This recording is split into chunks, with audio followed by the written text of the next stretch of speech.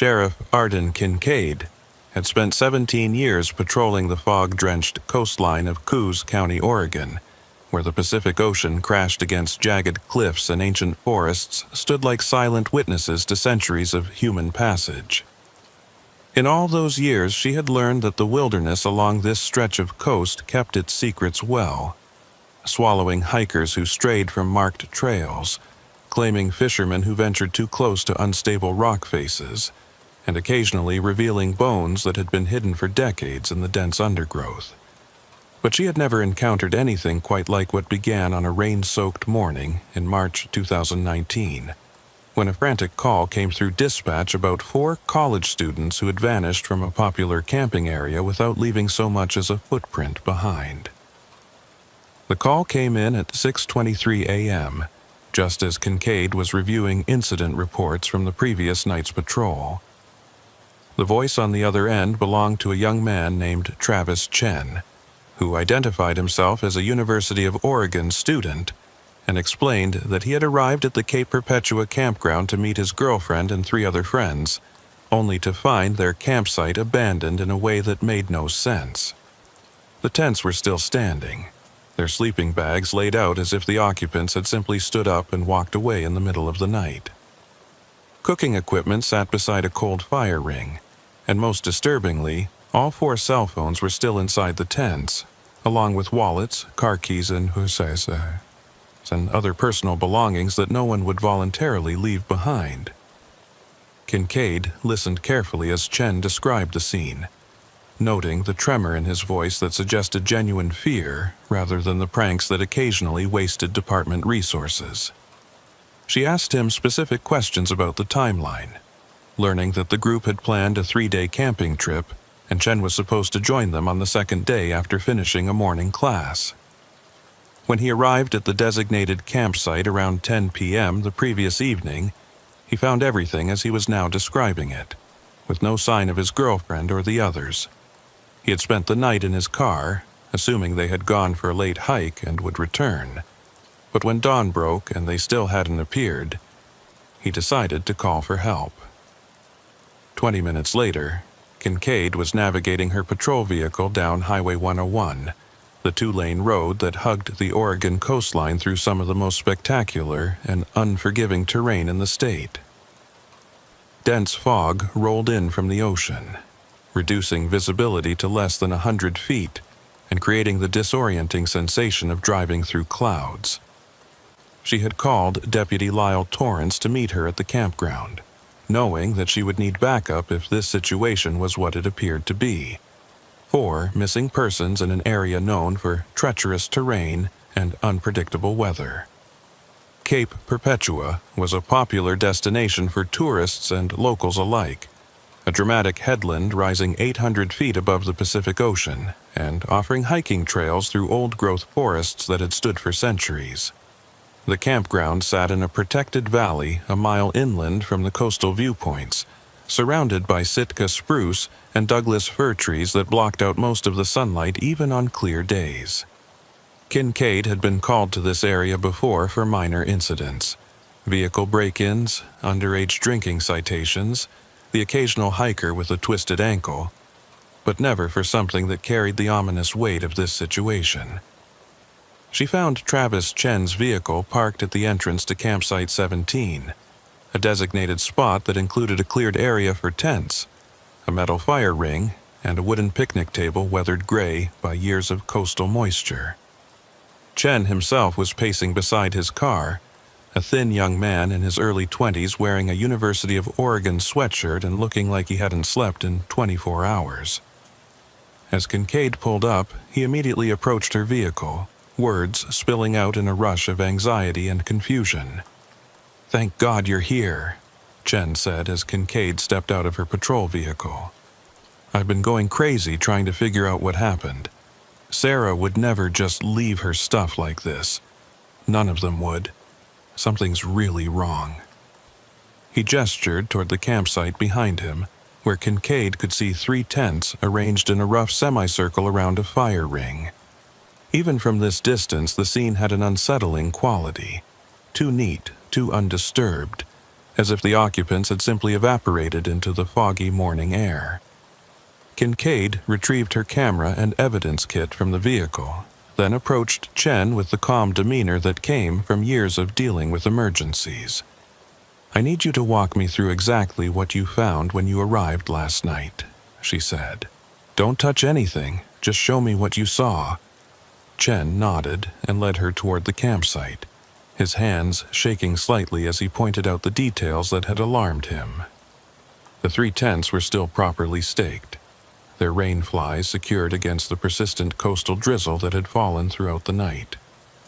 Inside the nearest tent, Kincaid could see 2 sleeping bags spread out side by side, a battery-powered lantern sitting between them, and 2 backpacks propped against the tent wall. Personal items were scattered in the casual way of campers who felt secure in their surroundings: a paperback novel, a water bottle, charging cables for the phones that still lay on top of the sleeping bags. "This was Sarah's tent," Chen explained, his voice catching on his girlfriend's name. She was sharing it with Emma Rodriguez. The tent on the left was where Marcus Webb and Jake Torres were staying. He pointed to the 3rd tent, slightly larger than the others. "That one had all the group's food supplies and cooking gear. Everything's still here. Their hiking boots are still inside the tents. Sheriff, they didn't even take their shoes." That detail struck Kincaid as particularly significant.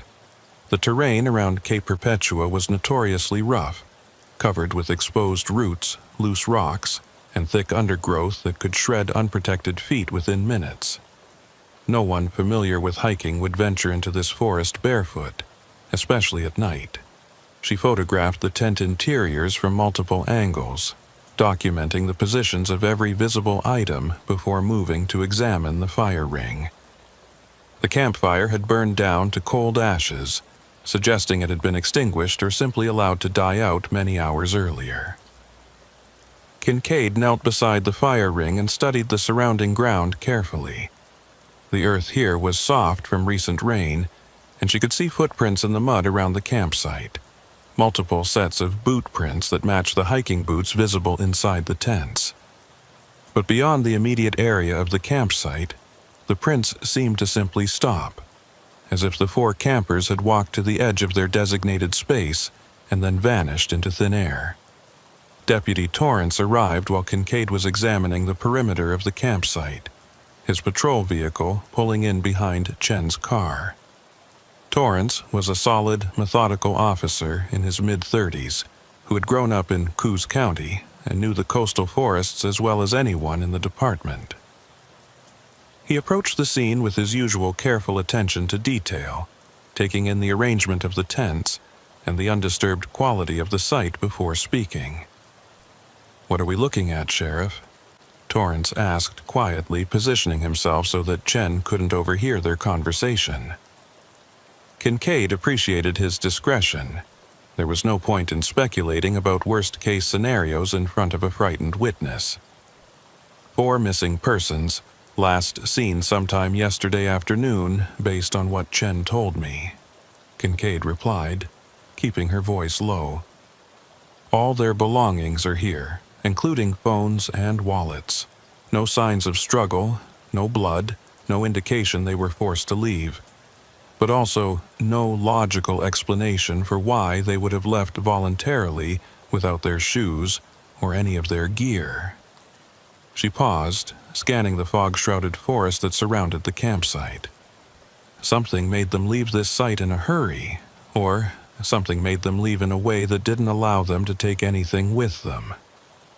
Torrance's expression grew more serious as he processed this information. "You thinking abduction?" he asked. "Would take some serious coordination to grab 4 people at once without any sign of resistance."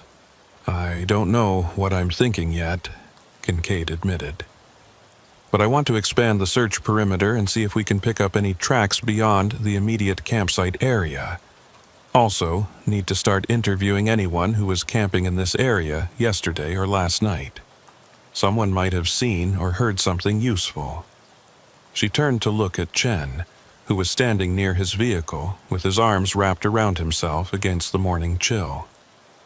and we need to get detailed information about the missing persons, full descriptions, medical conditions, their plans for this trip, any reason they might have to disappear voluntarily. Over the next hour, Kincaid and Torrance conducted a systematic search of the area surrounding Campsite 17, working in expanding circles and documenting everything they found. The forest here was typical of the Oregon coast, incredibly dense, with limited visibility beyond a few dozen feet in any direction. Sword ferns created thick ground cover between the massive tree trunks, and fallen logs covered with moss created natural barriers that made straight-line travel almost impossible. The constant drip of moisture from the canopy above created a sound like whispered voices, and the fog that drifted between the trees gave everything a dreamlike, disorienting quality. They found no additional footprints beyond the campsite perimeter, which struck Kincaid as increasingly strange. 4 people leaving an area should create some kind of trail, especially in the soft forest floor that held impressions well. It was as if the missing campers had walked to the edge of their site and then simply ceased to exist in any physical form. Torrance noticed the same absence of evidence and exchanged a troubled glance with Kincaid as they regrouped at the campsite. "This doesn't make sense," Torrance said quietly. "Even if they walked on logs or rocks to avoid leaving prints, we should see some disturbance in the vegetation. Broken ferns or displaced moss, there's nothing. It's like they floated away."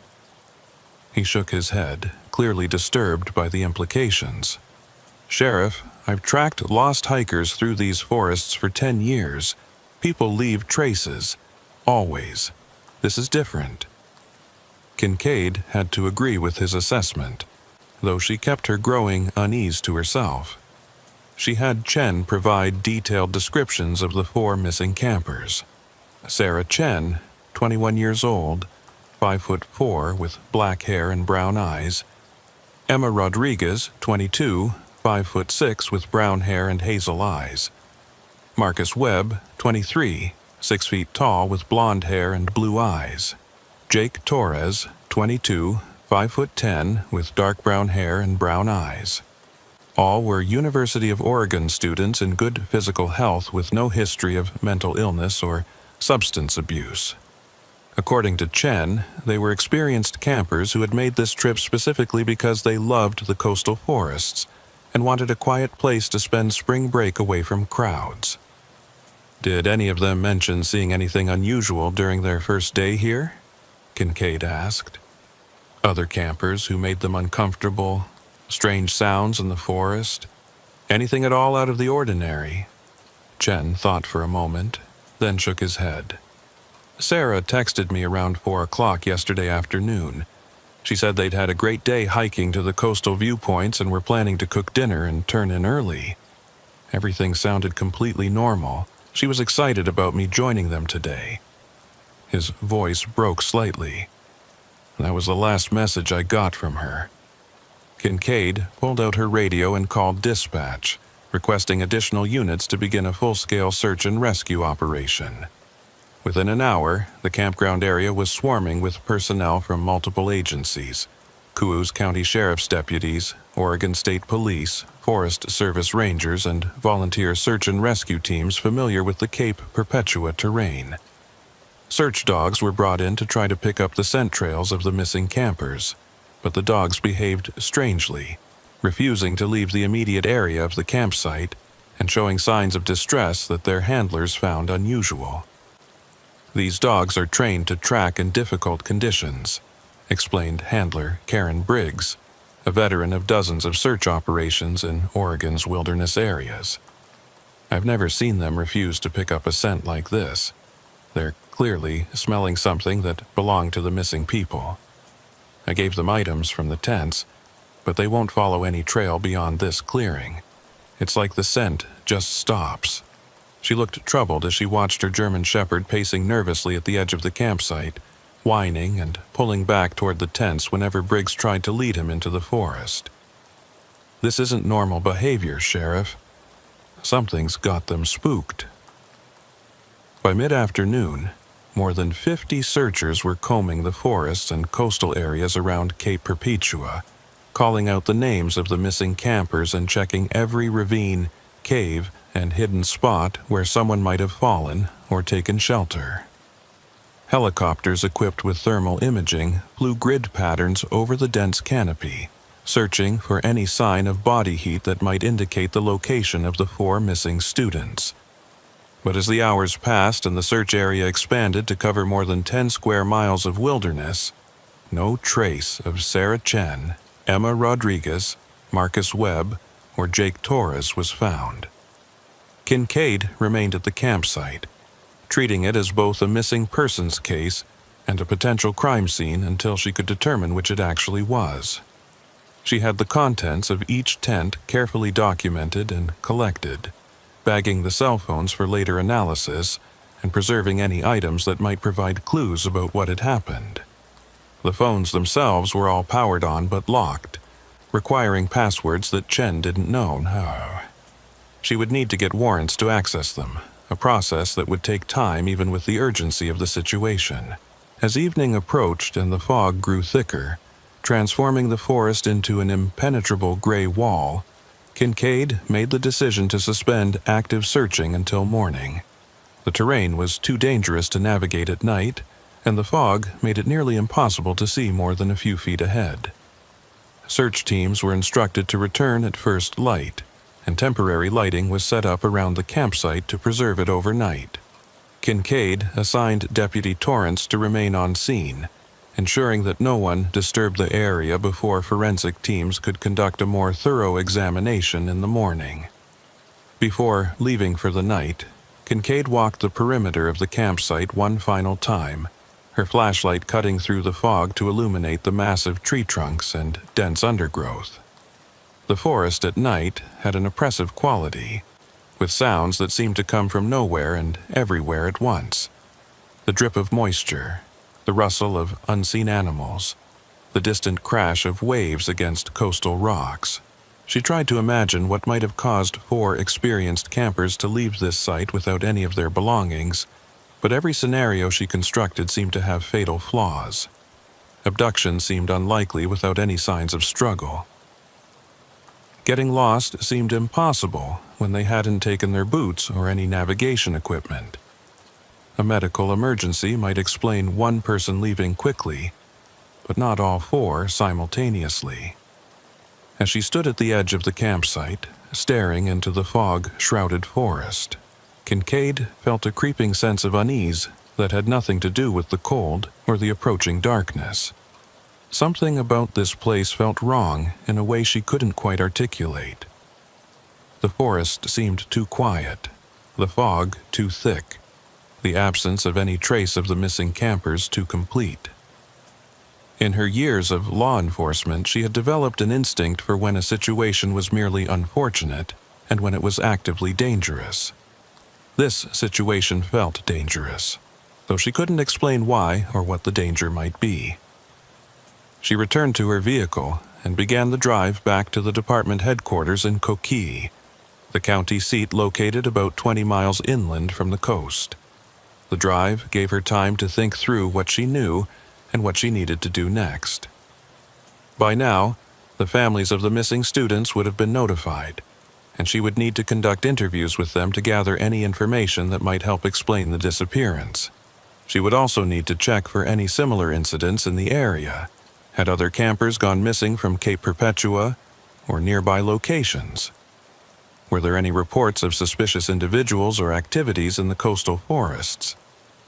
Back at the department, Kincaid spent several hours reviewing databases and consulting with other law enforcement agencies along the Oregon coast. What she found was both reassuring and troubling.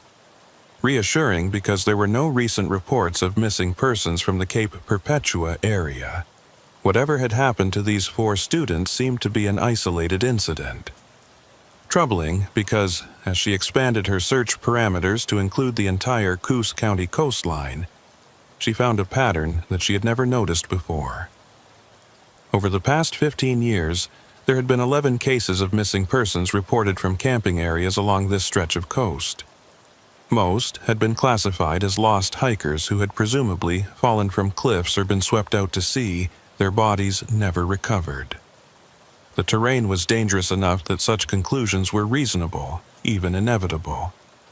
But as Kincaid reviewed the case files, she noticed something that sent a chill down her spine. In 3 of those cases, all from the past 5 years, the missing persons had last been seen at campsites where their belongings had been left behind, just like the current situation. The first was a solo hiker named Martin Chambers, who had disappeared from a campsite near Sunset Bay in 2015. His tent had been found intact with all his gear inside, including his wallet and cell phone. The second was a married couple, David and Lisa Hernandez, who had vanished from a campsite near Shore Acres State Park in 2017. Their campsite had been found undisturbed with their vehicle, camping equipment, and personal belongings all in place. The third was a young woman named Rachel Morrison, who had disappeared from a campsite near Bandon in 2018.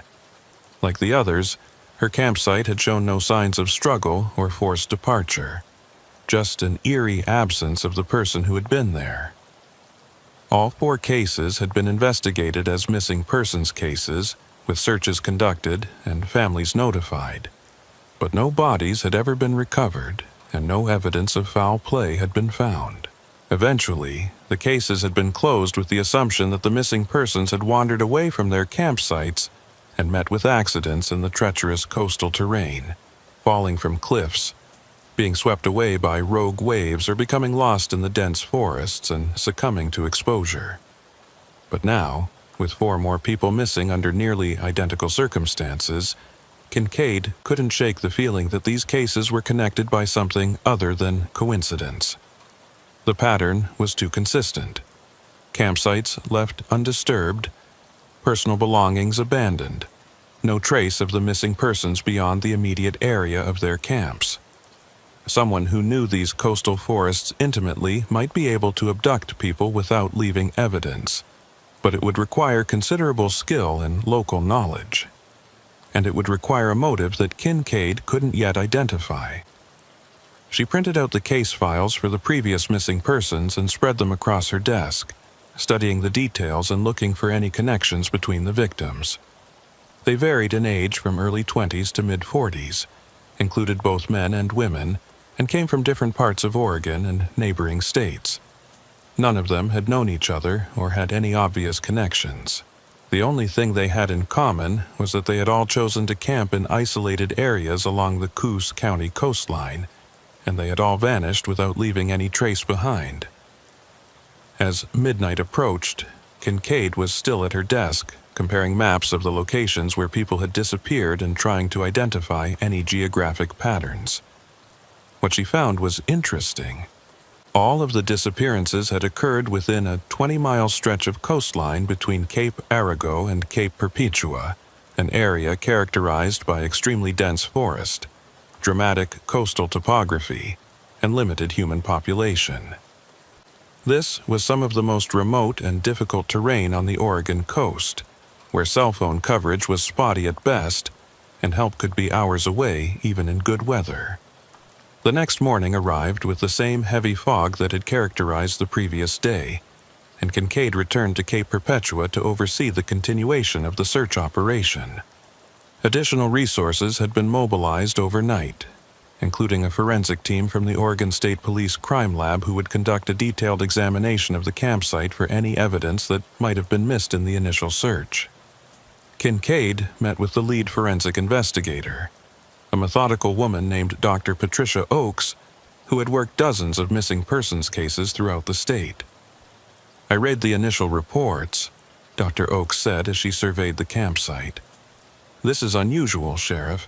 4 people don't just vanish without leaving some kind of evidence behind.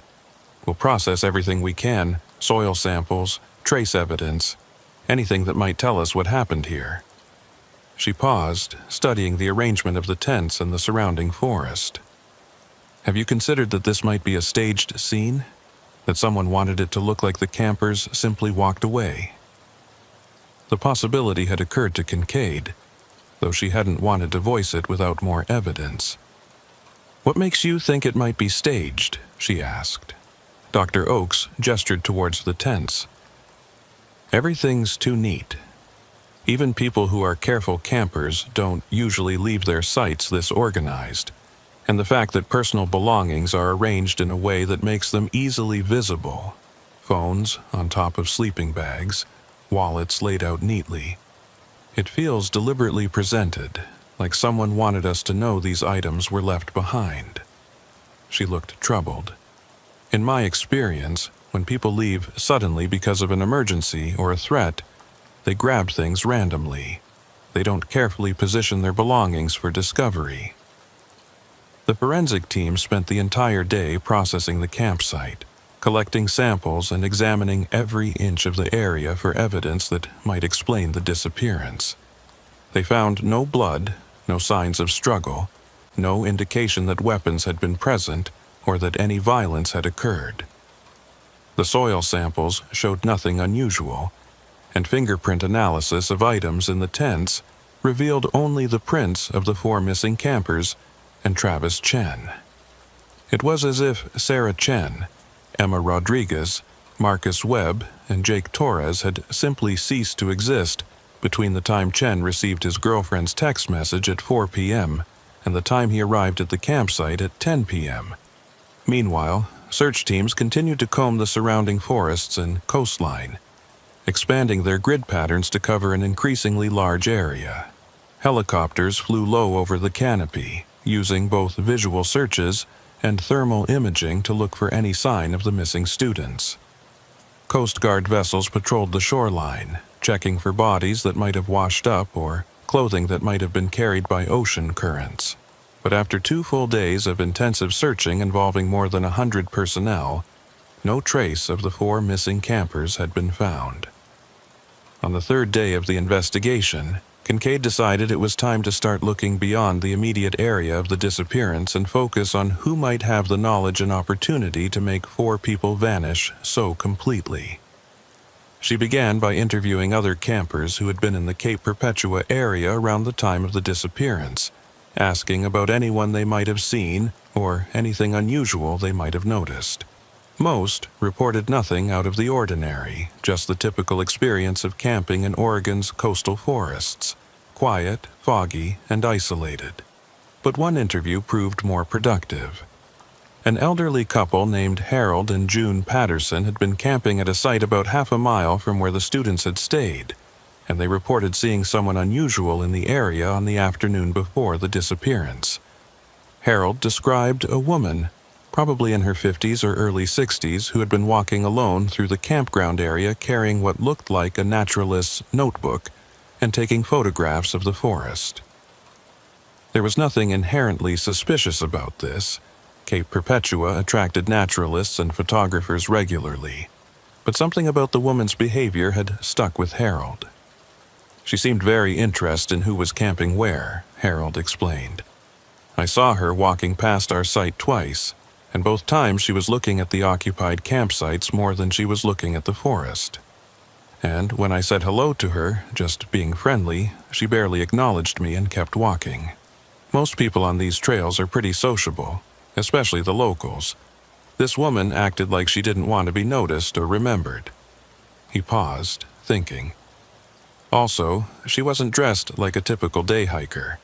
She had serious hiking boots, the kind you use for rough terrain, and she was carrying a large backpack that looked heavy, like she had significant supplies with her. Cascade asked Harold to describe the woman in detail, and he provided a description of a woman approximately 5'7", with gray-brown hair pulled back in a ponytail, wearing dark green hiking pants and a gray jacket. He hadn't gotten close enough to see her face clearly in the foggy conditions, but he estimated she was probably in her late 50s or early 60s based on her hair color and general appearance. June Patterson added that she had seen the same woman, or someone matching that description, walking toward the area where the students' campsite was located, though she hadn't paid much attention at the time.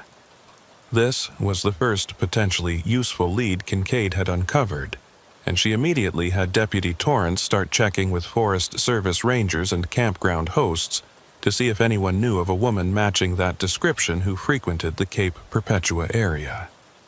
The response came back within a few hours, and it provided Kincaid with her first solid direction to investigate. Several rangers and longtime volunteers in the area knew exactly who Harold Patterson had described, and the information they provided made Kincaid's instincts sharpen with recognition that this case might be more complex than a simple missing person situation.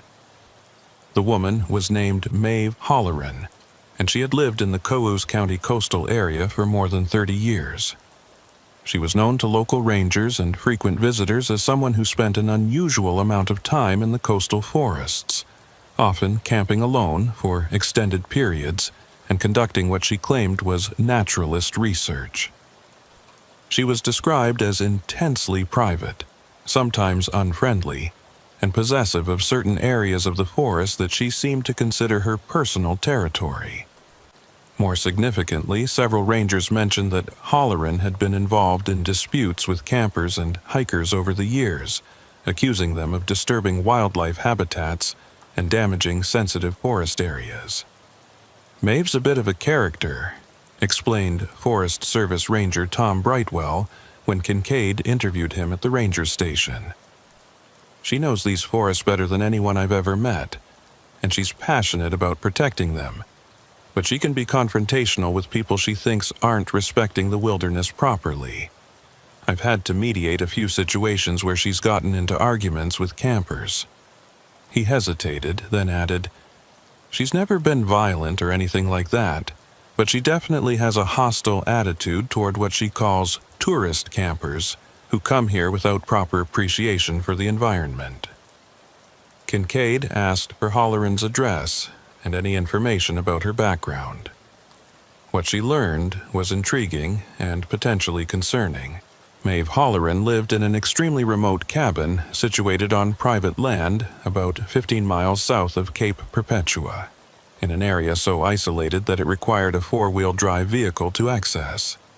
She had purchased the property in 1989 and had lived there alone ever since, supporting herself through freelance naturalist photography and occasional writing for outdoor magazines. She had no criminal record, but there were numerous complaints on file from campers and hikers who had encountered her in the forests and found her behavior threatening or disturbing.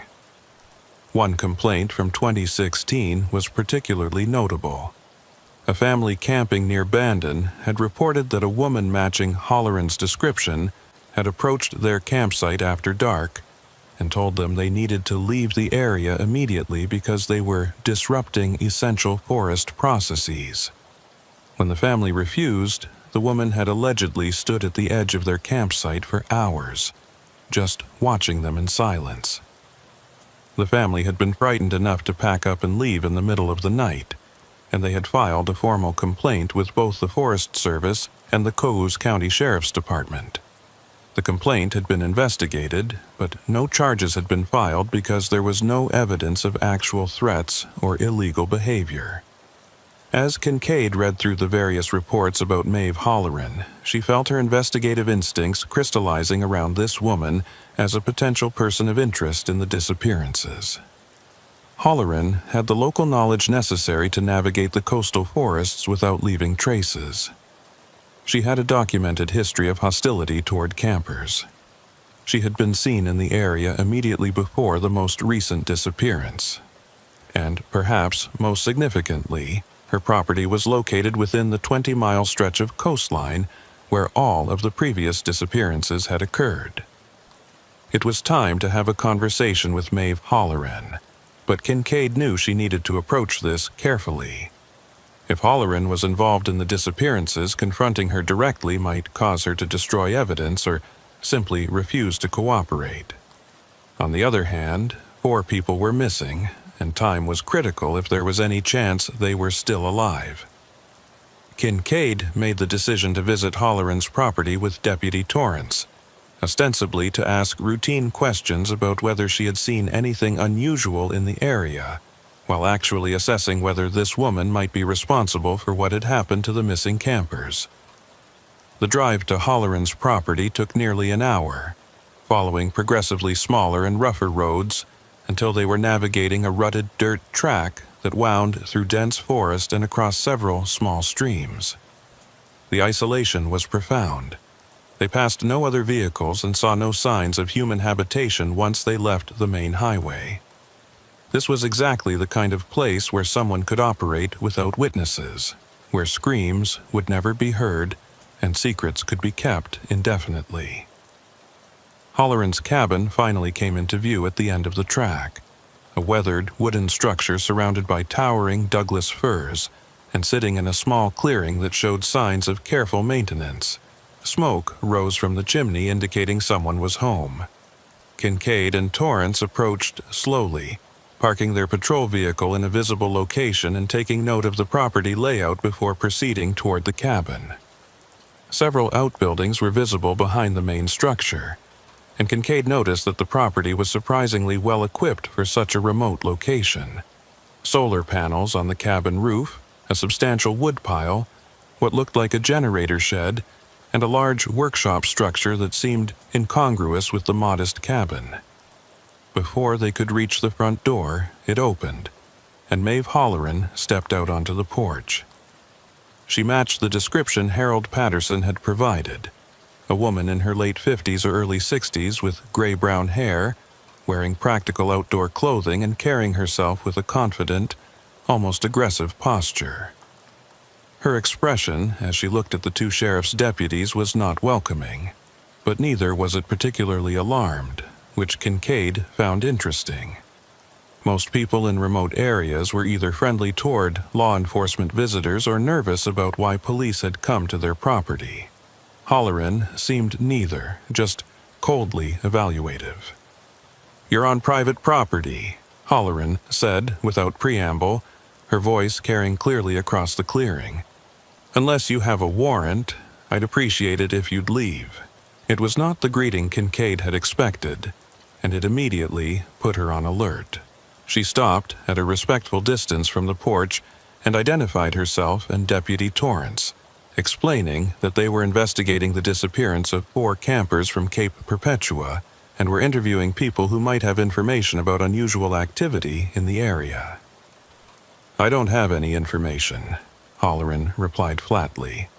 "I mind my own business and I expect others to do the same. Now, if there's nothing else, I have work to do."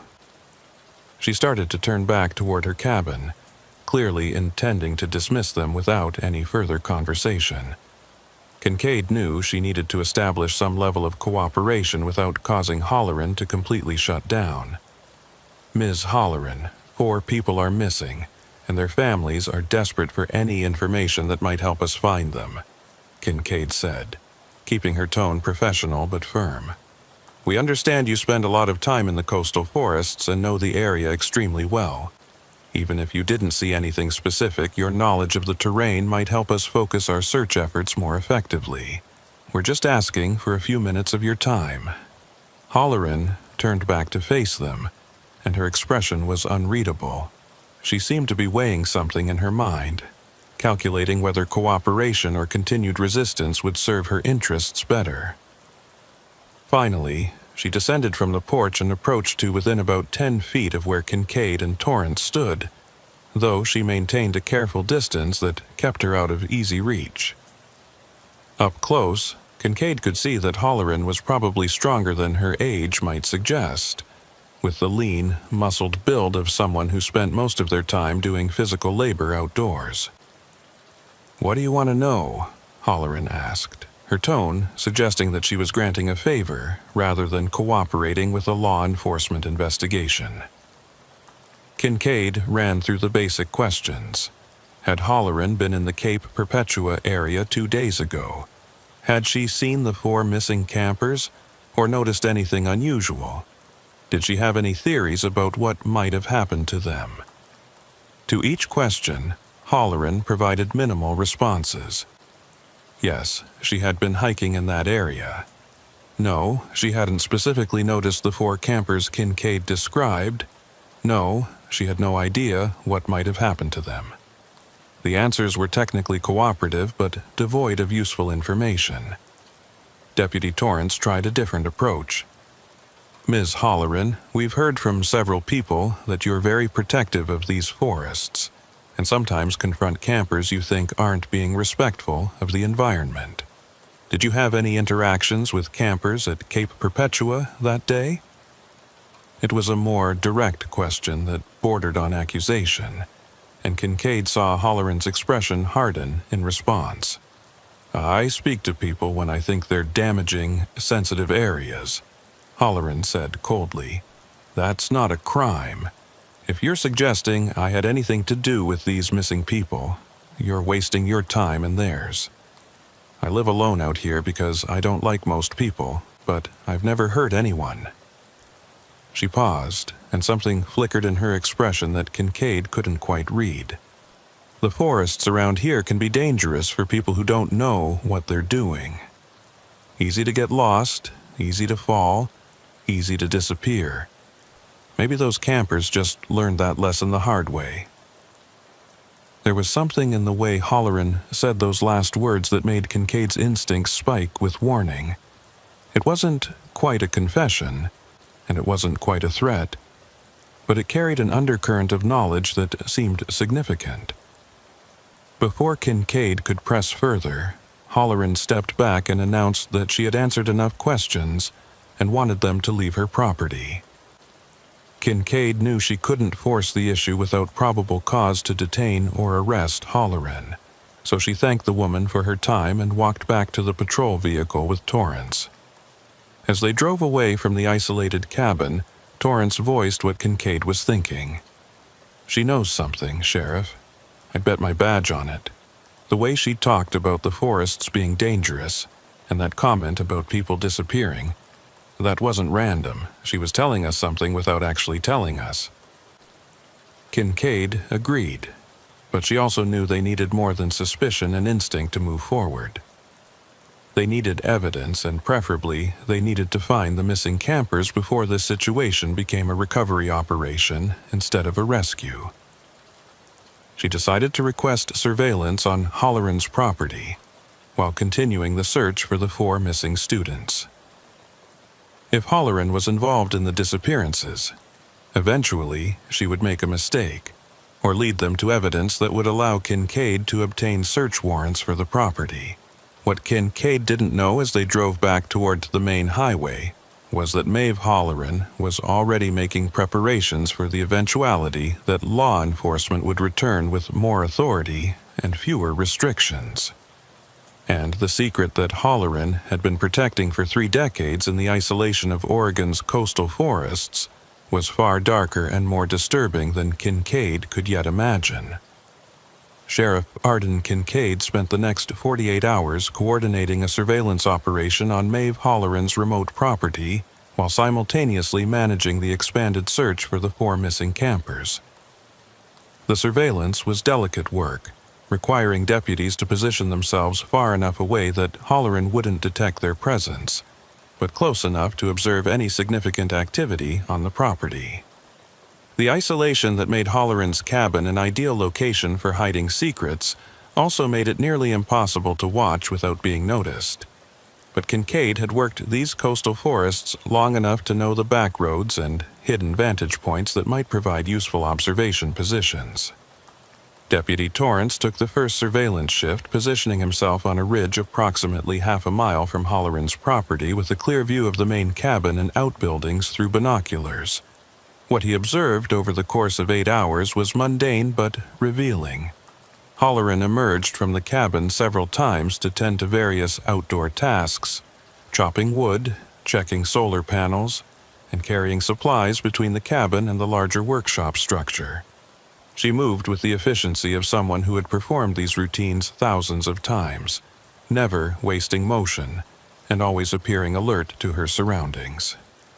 At one point, she seemed to pause and stare directly toward the ridge where Torrance was concealed, causing him to freeze and wonder if she had somehow detected his presence despite his careful positioning. But after a long moment, she simply returned to her tasks. The most interesting observation came in the late afternoon, when Halloran loaded a large backpack into an old pickup truck and drove away from the property. heading deeper into the forest on a rough track that Torrance hadn't even noticed during their initial visit. He immediately radioed Kincaid with this information, and together they made the decision to follow Halloran at a distance to see where she was going. Torrance waited until Halloran's vehicle was out of sight, then carefully made his way down from his observation position to his own patrol vehicle, which he had hidden nearly a mile away on an abandoned logging road. Tracking someone through the maze of forest roads in this area required local knowledge and careful judgment about when to maintain visual contact and when to hang back far enough to avoid detection. Torrance had grown up hunting in these woods, and he used that experience to follow the faint dust trails and subtle disturbances that indicated recent vehicle passage. After nearly 40 minutes of slow, careful pursuit, he found himself approaching an area he recognized, a section of old-growth forest near the boundary of the Cape Perpetua scenic area, not far from where the 4 campers had disappeared.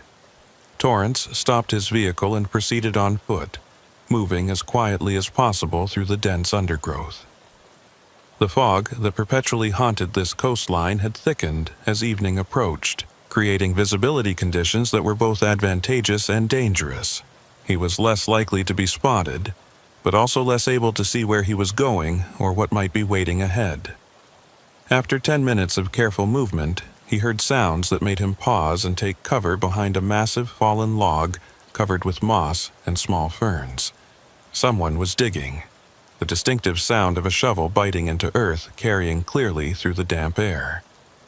From his concealed position, Torrance could see Halloran approximately 50 yards ahead, working methodically with a short-handled spade in a small clearing surrounded by ancient trees.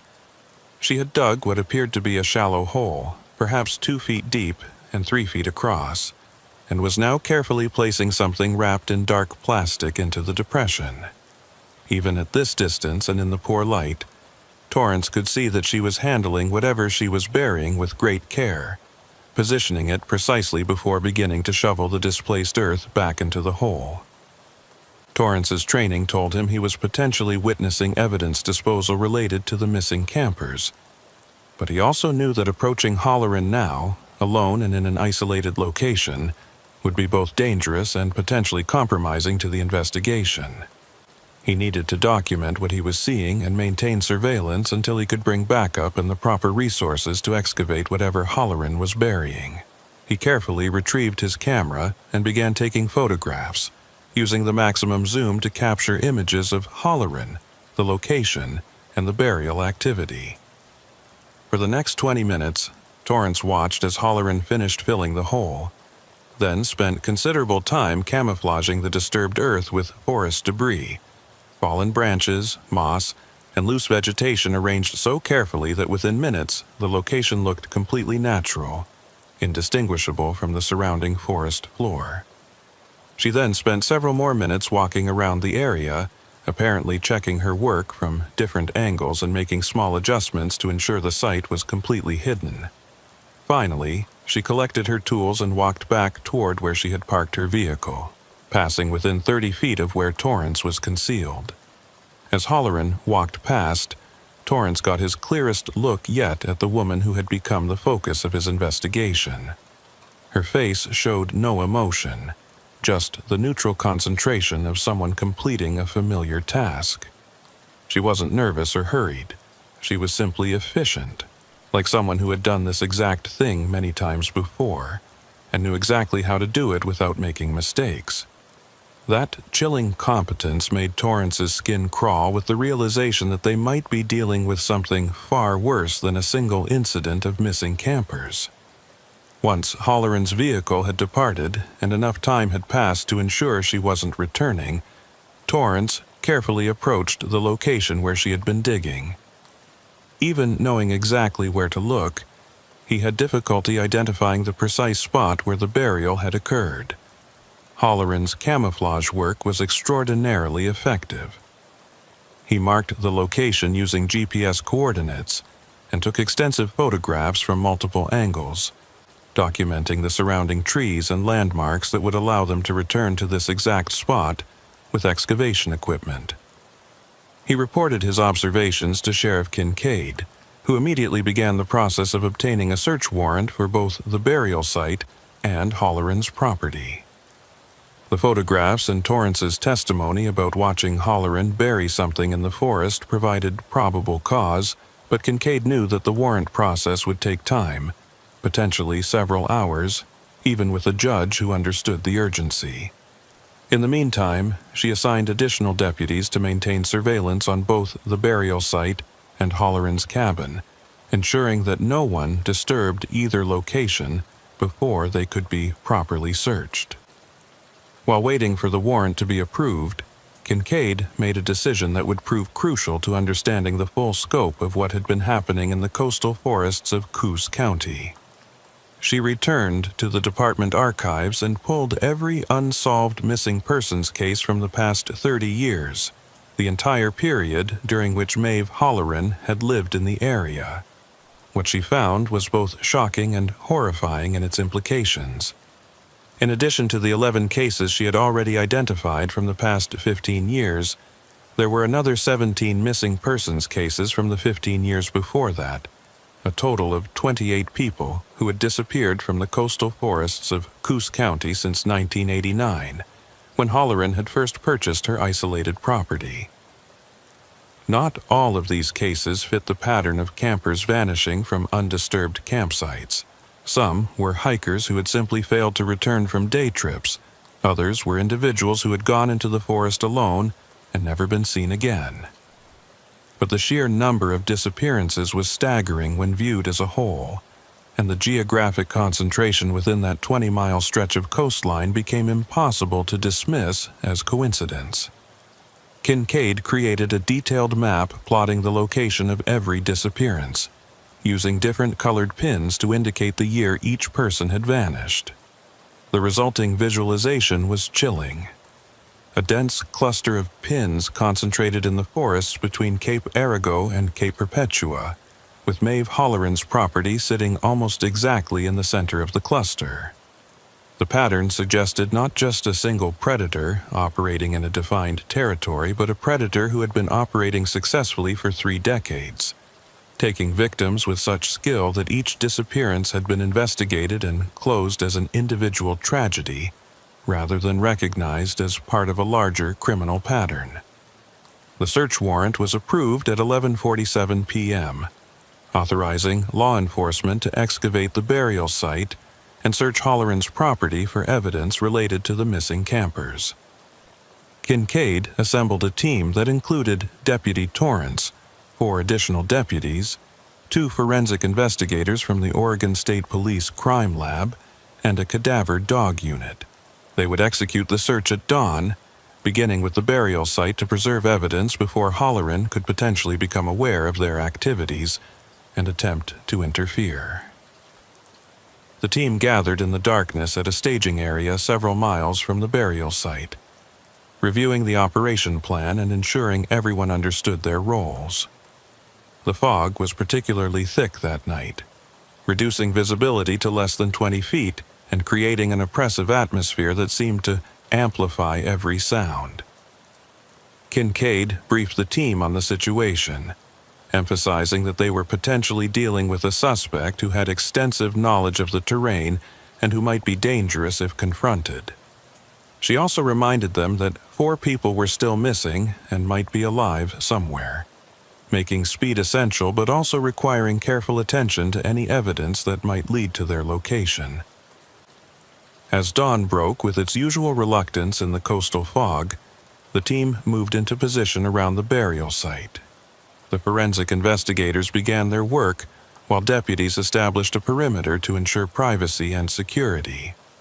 The cadaver dogs, German shepherds trained to detect human remains, were brought to the immediate area and immediately began showing interest in the location Torrance had marked, confirming that something significant was buried there. The excavation proceeded with painstaking care, the forensic team removing earth one careful layer at a time and screening every shovelful for potential evidence. Within 30 minutes, they uncovered the dark plastic bundle that Torrance had seen Holleran bury. The package was carefully removed and photographed in place before being opened under the supervision of Dr. Patricia Oakes, the lead forensic investigator. What they found inside was not what anyone had expected.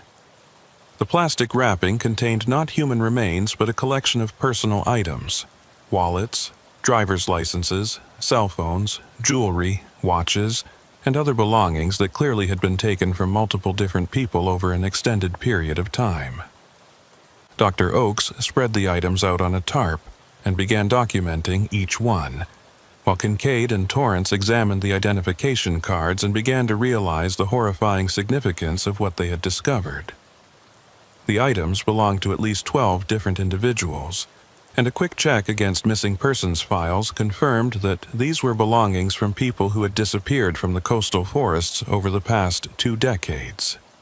"She's been collecting trophies," Dr. Oakes said quietly, her professional composure not quite concealing her disturbed reaction to the discovery.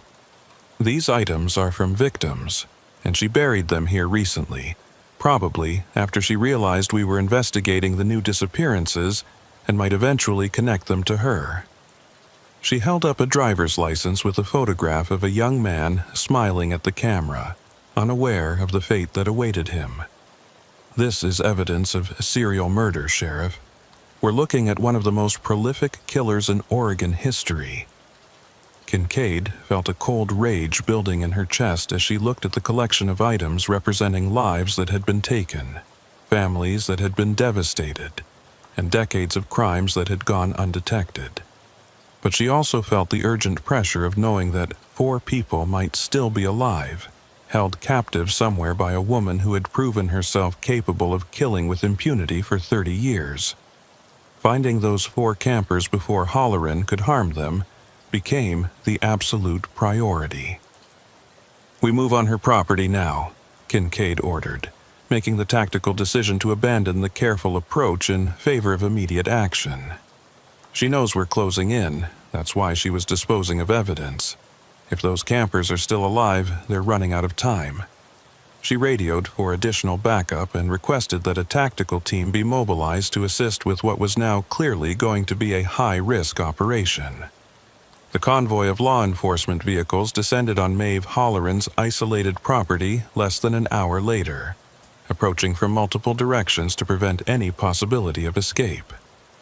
Kincaid had obtained a warrant to search the property based on the evidence found at the burial site, and she had every intention of using whatever force was necessary to locate the missing campers and take Holleran into custody.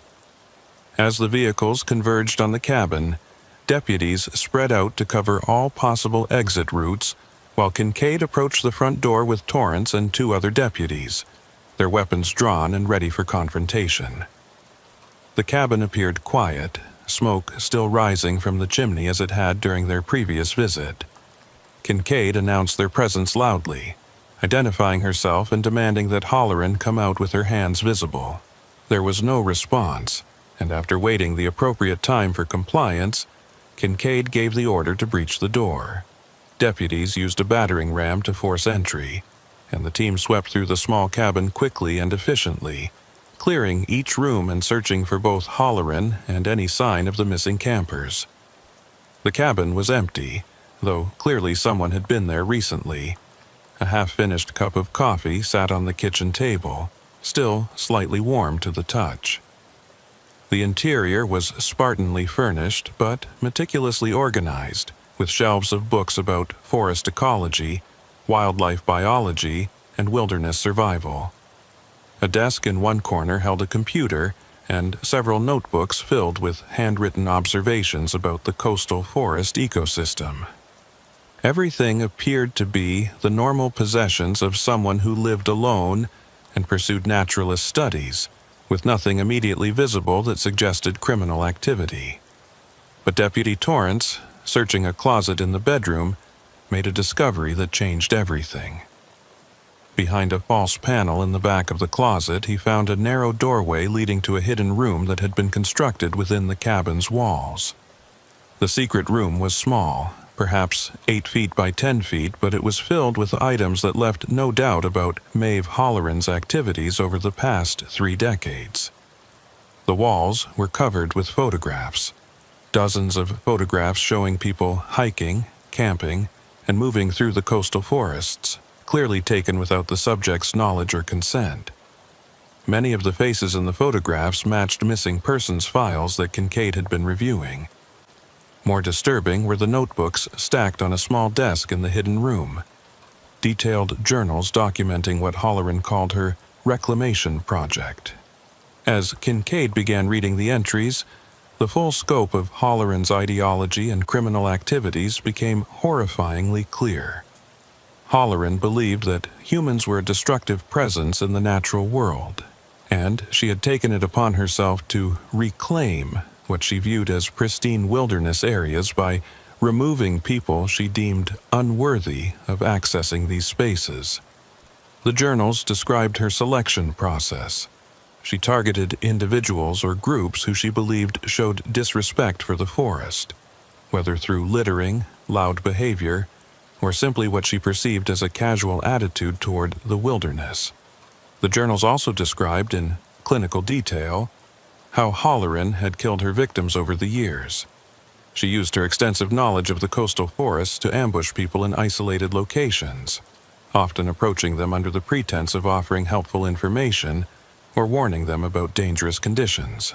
She would guide them deeper into the forest to locations she had prepared in advance, where she could control the situation completely. The methods varied, but they all exploited the dangerous terrain and isolation of the coastal wilderness, leading people to cliff edges in the fog, guiding them into areas where they would become hopelessly lost, or, in some cases, simply using physical force when she had lured them far enough from any possible help. What made the journals particularly chilling was Halloran's lack of remorse or recognition that her actions were criminal. She wrote about her victims with the detached tone of a scientist describing research subjects, noting how each reclamation had made the forest safer for wildlife and more pristine for those she deemed worthy of experiencing it. She kept detailed records of where she had disposed of bodies, describing remote caves, deep ravines, and offshore locations where remains would never be recovered. The casual nature of her documentation suggested someone who genuinely believed she was performing a service rather than committing murder. But the most urgent information in the journals related to her most recent victims, the 4 campers from Cape Perpetua. Halloran had observed them on their first day at the campsite and had determined they were disrespectful tourists who needed to be removed. She had approached their campsite after dark, using a tactic she had employed successfully many times before, creating sounds in the forest that mimicked a person in distress, calling for help. When the campers had emerged from their tents to investigate, she had used a flashlight to lead them away from the campsite, deeper into the forest, under the pretense of guiding them to someone who needed assistance. According to the journal entries, Halloran had led the 4 campers nearly 2 miles from their campsite to a location she referred to as the Teaching Cave, one of several places she used for what she described as helping people understand their impact on the wilderness. The journal didn't explicitly describe what happened in these locations, but the implication was clear and horrifying. Most significantly, the journal entry was dated 2 days earlier, and there was no indication that Halloran had yet completed what she called the reclamation process for these particular victims. This suggested the possibility that the 4 campers might still be alive, held somewhere in this teaching cave, while Halloran decided their ultimate fate. "We need to find this cave immediately," Cascade said urgently, studying the journal entries for any indication of its location. Halloran had been careful not to include specific coordinates or directions in her writings, referring to the various locations she used only by names that meant something to her, but would be meaningless to anyone else. The teaching cave could be anywhere in the thousands of acres of coastal forest and cliff formations that characterize this area. The search of the property continued with increased urgency. Teams of deputies and forensic investigators combing through every outbuilding and searching for any maps, GPS devices, or other materials that might indicate the locations Halloran had used for her crimes. In the workshop building behind the cabin, they found a large table covered with topographic maps of the coastal region, many of them annotated with symbols and notes in Halloran's handwriting. Dr. Oakes photographed all of the maps in place before the team began analyzing them for clues about the locations of interest. One map in particular drew Kincaid's attention, a detailed topographic chart of the coastal cliffs and sea caves in the area directly north of Halloran's property. Several locations were marked with symbols that appeared to indicate caves or cavities in the cliff faces, and one of these marks had a notation beside it that read, "Primary teaching location, optimal isolation." The location was approximately 3 miles from Halloran's cabin, in an area of extremely rugged coastal terrain where cliffs dropped 200 feet to the ocean below, and the forest grew thick and dark even during daytime. Kincaid organized an immediate response, assembling a team that included deputies experienced in technical rescue operations, and requesting assistance from the Coast Guard for water-based access to the coastal caves. The terrain was too dangerous to approach in the fog and fading light, so powerful portable lighting was brought in to illuminate the operation. As the team prepared to move out, one of the deputies searching the property made another crucial discovery: fresh tire tracks leading away from the cabin on a little-used forest road that headed north, directly toward the area where the annotated map suggested the teaching cave was located. "She knew we were coming, and she's gone to them," Torrance said grimly, studying the tire tracks. "Sheriff, if she thinks we're about to discover her victims, she might kill them to eliminate evidence. We need to move fast." Kincaid agreed, and the operation shifted from a careful search to an emergency rescue, with speed becoming as important as caution. The 3-mile journey to the coastal cliff area took nearly an hour, even with GPS guidance and multiple vehicles, due to the extremely rough terrain and the need to approach quietly in case Halloran was present at the location. The team proceeded on foot for the final half-mile, moving through dense forest in near-complete darkness despite their flashlights, the sound of waves crashing against cliffs somewhere ahead, providing an ominous soundtrack to their advance. The fog was so thick that the powerful lights created only small bubbles of visibility, and the team members had to stay close together to avoid becoming separated. As they neared the coordinates indicated on Halloran's map, Deputy Torrance, who was leading the advance team, raised his hand to signal a halt. Ahead, barely visible through the fog and darkness, a faint light source was glowing. As the team moved closer with extreme caution, they could see that the light was coming from inside a cavity in the cliff face. A cave entrance partially concealed by vegetation but now illuminated from within by what appeared to be battery-powered lanterns. Kincaid made the tactical decision to announce their presence rather than attempt a stealthy approach through the dangerous terrain in the darkness. She used her radio to broadcast a message that would be picked up by any law enforcement radio equipment in the area, identifying herself and demanding that Maeve Halloran exit the cave with her hands visible. There was no response, but the light inside the cave shifted, suggesting movement. The team advanced to the cave entrance, weapons ready and moving with the careful coordination of officers who had trained for high-risk operations. The cave opening was approximately 6 feet wide and 8 feet tall, leading into darkness beyond the range of the lights they had set up. Kincaid positioned deputies at the entrance while she and Torrance, along with 2 tactical team members, prepared to enter the cave and conduct a rescue of any victims who might be inside. What they found inside that coastal cave would become the most horrifying crime scene that Coos County had ever documented, and would reveal that Maeve Halloran's teaching methods were even more disturbing than her journals had suggested. The cave extended back into the cliff face for approximately 40 feet before opening into a larger chamber that had clearly been modified and prepared for holding prisoners. The walls showed signs of tool marks where Halloran had enlarged certain areas and created recesses for storage. Heavy metal rings had been bolted into the rock at various points, with chains attached that were long enough to allow limited movement, but not enough to reach the cave entrance.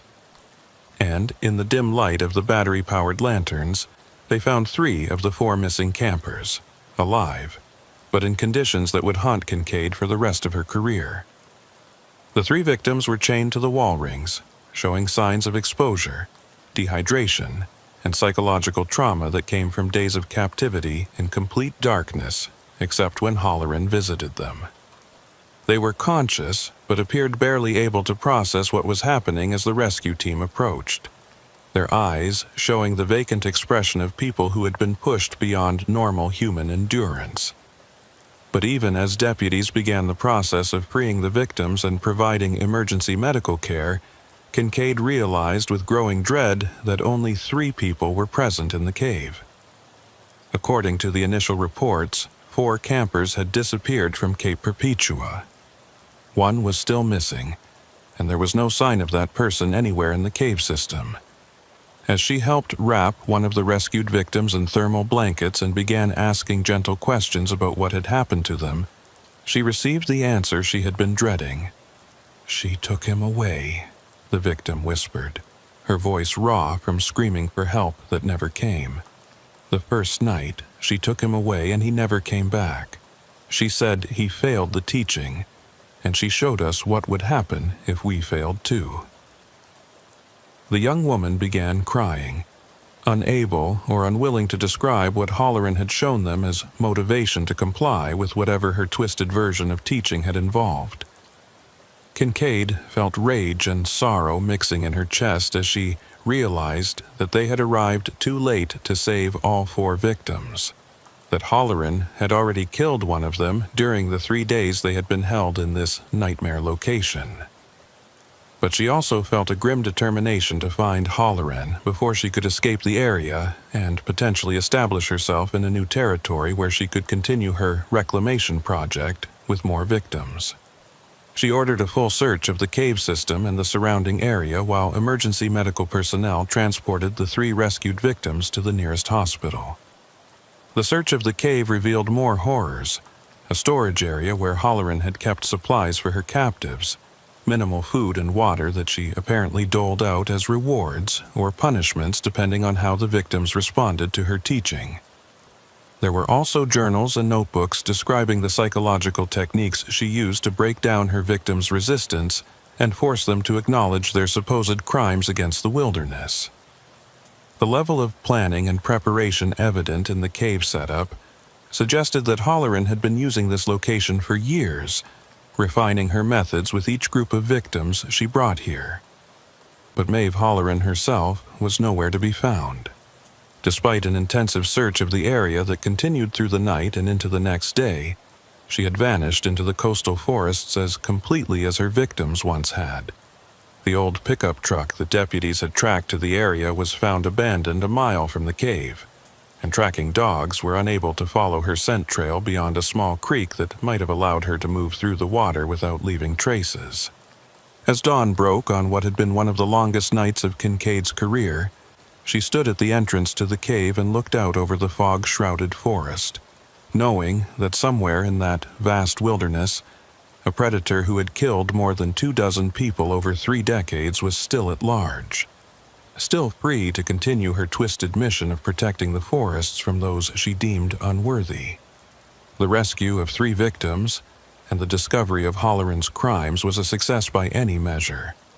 But it was incomplete success, haunted by the knowledge that justice had not yet been fully served. The 3 rescued campers were hospitalized and would require extensive physical and psychological treatment to recover from their ordeal.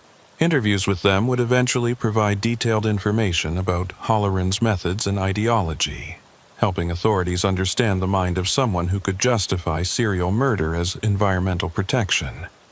But those interviews would also reveal that Halloran had spoken often about her future plans, about other areas of wilderness that needed her protection, suggesting that her disappearance was not an ending, but a relocation to continue her work somewhere beyond the reach of Coos County law enforcement. For Sheriff Arden Kincaid, the case would remain open indefinitely, a constant reminder that even in the small, close-knit communities of rural Oregon, evil could flourish in isolation for decades before being discovered. And in the fog-drenched coastal forests where she had spent her entire career, there would always be the unsettling knowledge that Maeve Holleran might be watching from the shadows, waiting for the attention to fade so she could return to the wilderness she believed she was protecting through murder.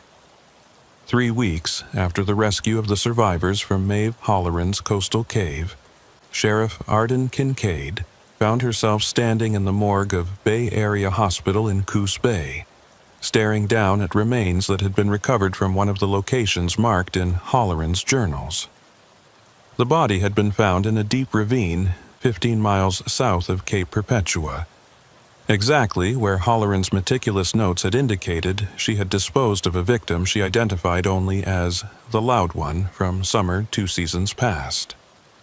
The forensic anthropologist working on the case had determined that the remains belonged to a male in his mid-20s, and dental records had confirmed what Kincaid had already suspected from the description. This was one of the 4 campers who had disappeared from Cape Perpetua, the one who hadn't survived Holleran's twisted teaching process. Dr. Raymond Cutler, the forensic pathologist who had been brought in from Portland to assist with the expanding investigation, pointed to several marks on the bones that told the story of the victim's final hours. Cause of death was blunt force trauma to the skull, he explained, in the clinical tone that medical professionals use to maintain emotional distance from their work. But before that, he suffered multiple injuries consistent with being forced to navigate extremely rough terrain while restrained. Fractures to both ankles, deep lacerations on the hands and feet, evidence of prolonged exposure to cold and wet conditions. He paused, his professional demeanor cracking slightly. Sheriff, this young man was tortured before he was killed. Holleran's teaching was systematic abuse designed to break him down psychologically and physically. Kincaid felt the familiar rage building in her chest, the same anger that had been her constant companion since discovering the full scope of Holleran's crimes. 28 victims over 30 years, each one subjected to Holleran's deranged ideology, before being murdered and hidden in the vast wilderness of the Oregon coast.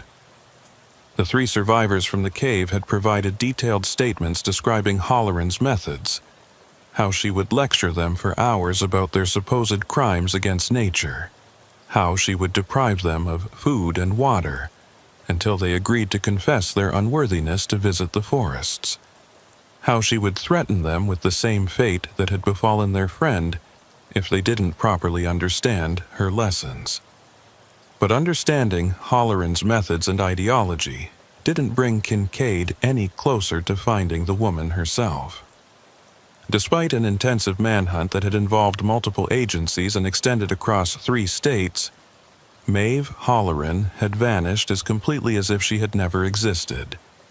The FBI had taken over coordination of the search, declaring Holleran one of their most wanted fugitives and distributing her photograph and description to law enforcement agencies nationwide. But the woman who had spent 30 years living in complete isolation knew how to survive in wilderness areas that would kill most people within days, and she had decades of experience avoiding detection when she didn't want to be found. Kincaid had spent every available hour following leads, reviewing evidence, and coordinating with other agencies to track down any trace of Holleran. She had interviewed the 3 survivors multiple times, hoping that some detail from their ordeal might provide a clue about where Holleran would go or what she might do next. She had analyzed every notation in Holleran's journals, every mark on her maps, every photograph in her hidden room, looking for patterns that might predict the woman's movements or reveal other locations she might use as hiding places. The investigation had expanded beyond just finding Holleran to include the massive task of recovering and identifying all of her victims from the past 3 decades. Deputy Torrance was leading teams to the locations marked in Holleran's journals, using ground-penetrating radar, cadaver dogs, and expert search teams to locate remains that had been hidden for years or even decades. Each recovery was a grim reminder of how long Halloran had operated with impunity, and each identification brought closure to families who had spent years wondering what had happened to their loved ones. But for Kincaid, the most frustrating aspect of the investigation was the growing realization that Halloran had been planning her eventual escape for years, possibly decades. The hidden room in her cabin had contained not just evidence of past crimes, but also preparations for future ones. Multiple sets of identification documents with different names, detailed maps of wilderness areas throughout the Pacific Northwest and Northern California, and journals describing other locations she had scouted as potential territories for her reclamation project.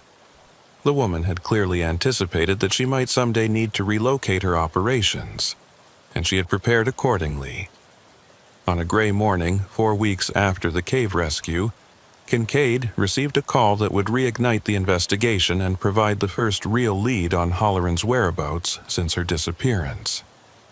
A sheriff's deputy in Josephine County, Oregon, nearly 200 miles south of Coos County, had responded to a report of a suspicious person camping illegally on private land near the town of Cave Junction. When the deputy attempted to make contact with the camper, the individual had fled into the forest, leaving behind camping equipment and supplies. Among the abandoned items was a notebook containing writings that bore striking similarities to Halloran's journals. The same obsessive documentation of forest ecology, the same rhetoric about humans as destructive forces, the same careful observations of other campers and hikers in the area. Kincaid was in her vehicle within minutes of receiving the call, making the 4-hour drive to Josephine County with Deputy Torrance and assembling a response team as she traveled. The Josephine County Sheriff's Department had secured the abandoned campsite and was conducting a search of the surrounding area, but the forest terrain in this region was even more rugged and remote than the coastal forests of Coos County, offering countless hiding places for someone with Halloran's survival skills. When Kincaid arrived at the scene, she met with Josephine County Sheriff Dale Pritchard, a weathered veteran of rural law enforcement who had worked the southern Oregon wilderness for more than 20 years. Pritchard led her to the abandoned campsite, a carefully concealed location beneath a rock overhang that would have been invisible to anyone not specifically searching for it. The setup was minimal but efficient: a small tent, sleeping bag, cooking equipment, and several days' worth of food supplies. But it was the notebook that captured Kincaid's attention. A spiral-bound journal filled with handwriting she recognized immediately as Maeve Halloran's distinctive script. "She's been here for at least a week, maybe longer," Pritchard explained, as Kincaid carefully examined the notebook without touching it, preserving it as evidence. "My deputy said she looked like she was in her 50s or 60s. Gray hair matched the description from your bolo. She was watching a group of hikers on the Illinois River Trail when he approached, and she ran the moment she saw his uniform." He gestured toward the dense forest that surrounded the campsite. "This country is some of the most remote in Oregon. Thousands of acres of wilderness, cave systems, old mining claims. She could hide out here indefinitely if she knows what she's doing." Kincaid read through the notebook entries, each one confirming what she had feared. Halloran hadn't fled to escape justice or hide from pursuit. She had relocated to continue her mission in a new territory, and she was already identifying potential victims among the hikers and campers who visited this area. The entries described several individuals in disturbing detail, noting their behavior, their apparent attitudes toward the wilderness, and their suitability for what Halloran continued to call reclamation and teaching. One entry was particularly chilling. The lesson from the coastal territory was that patience is essential. The new sanctuary requires careful preparation before teaching can resume. But the forests here are pure, and the candidates are plentiful. "She's planning to start again," Kincaid said, looking up from the notebook to meet Pritchard's eyes. "This isn't someone on the run trying to avoid capture. This is someone who sees herself as continuing important work that was temporarily interrupted. We need to find her before she takes anyone else. The two sheriffs began coordinating an expanded search operation, bringing in resources from multiple agencies including the FBI, Oregon State Police, and specialized tracking units with experience in wilderness manhunts. Over the next 72 hours, the search for Maeve Holleran intensified into one of the largest law enforcement operations Southern Oregon had seen in years. Helicopters equipped with thermal imaging flew grid patterns over the vast forested areas surrounding Cave Junction. Ground teams with tracking dogs worked through dense undergrowth and rugged canyons. Local law enforcement officers interviewed everyone who had been camping or hiking in the area, warning them about the danger and asking if they had seen anyone matching Holleran's description. The search was complicated by the terrain itself. The Illinois River watershed contained some of the most rugged and inaccessible wilderness in the Pacific Northwest, with deep canyons, extensive cave systems, and old-growth forests so dense that visibility was measured in feet rather than yards. The area had been used by miners in the 19th century, and abandoned claims dotted the landscape, many of them containing structures or excavations that could provide shelter for someone trying to avoid detection. Holleran could potentially survive for months in this environment, living off the land and moving constantly to stay ahead of search teams. But Kincaid had learned from studying Holleran's patterns in Coos County that the woman was compulsive about maintaining her routines and documenting her activities. She couldn't simply hide. She needed to observe, to study, to prepare for the next phase of her mission. That compulsion would eventually create opportunities for law enforcement to locate her, if they could position themselves correctly and wait patiently for her to reveal her presence. Deputy Torrance, who had become deeply invested in the case after witnessing Holleran's burial of evidence and participating in the cave rescue, developed a theory about where Holleran might establish herself in this new territory. She needs isolation, but also access to areas where people camp and hike, he explained to Kincaid, as they studied topographic maps of the region. In Coos County, she positioned herself right in the middle of the area with the highest density of campgrounds and trails. She'll do the same thing here. He traced his finger along the map, indicating a section of wilderness between two popular hiking areas. This area right here, it's got water sources, natural shelter, and it's positioned perfectly to observe the Illinois River Trail and the Kalmiopsis Rim Trail. If I were her, this is where I'd set up. Kincaid studied the map carefully, recognizing the logic in Torrance's analysis. The area he had identified was approximately 8 miles from the abandoned campsite, remote enough to provide security, but positioned to allow observation of the two most popular hiking routes in the region.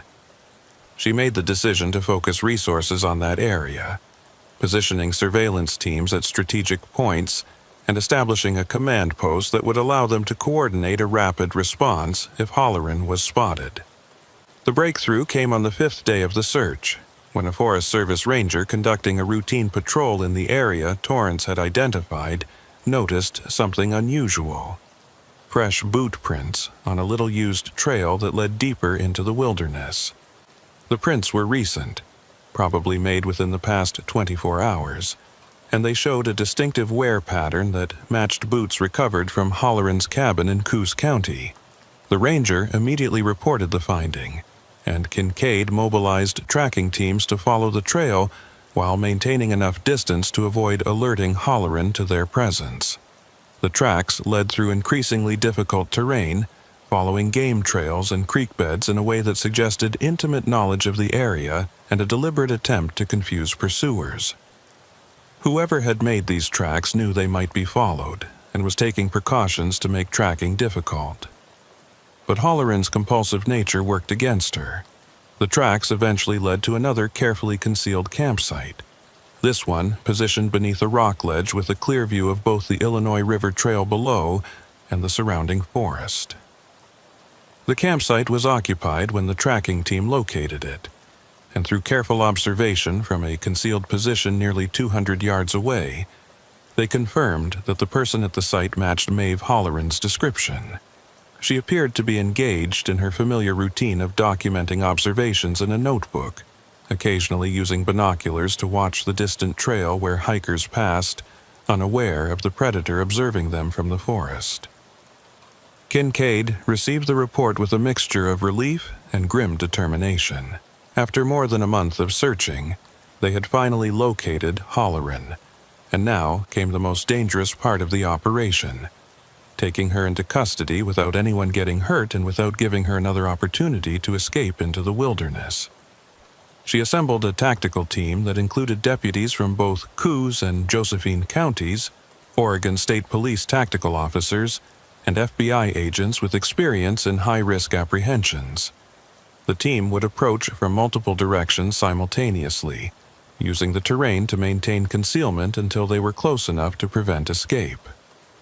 The operation was planned for dawn the following day, timed to catch Holloran when she would be least alert and when the morning light would give law enforcement teams better visibility while still providing some cover.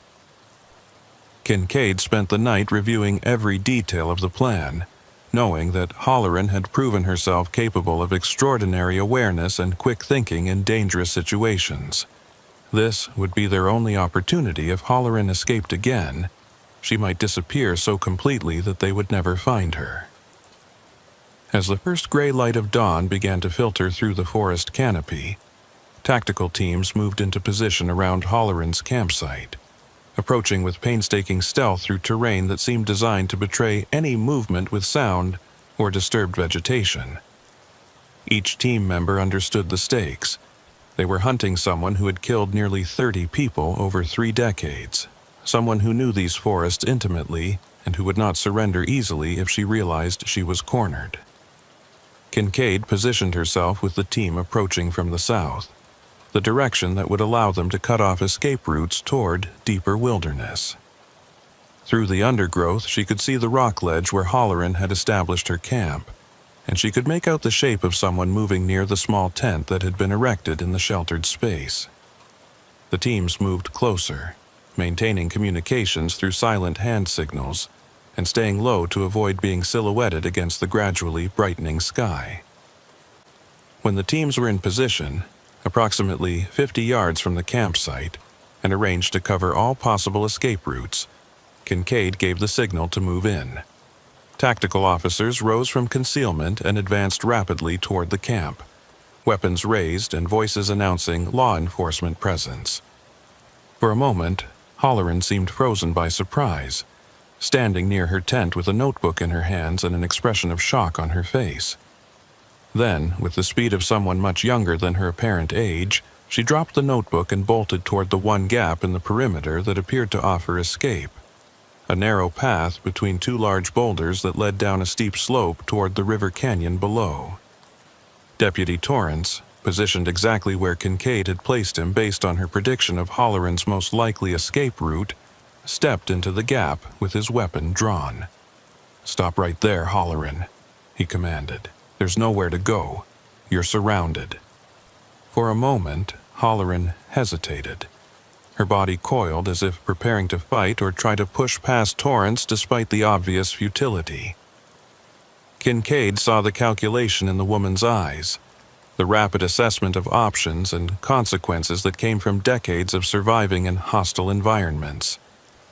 "It's over, Maeve," Kincaid said firmly, moving closer with her own weapon trained on Holloran.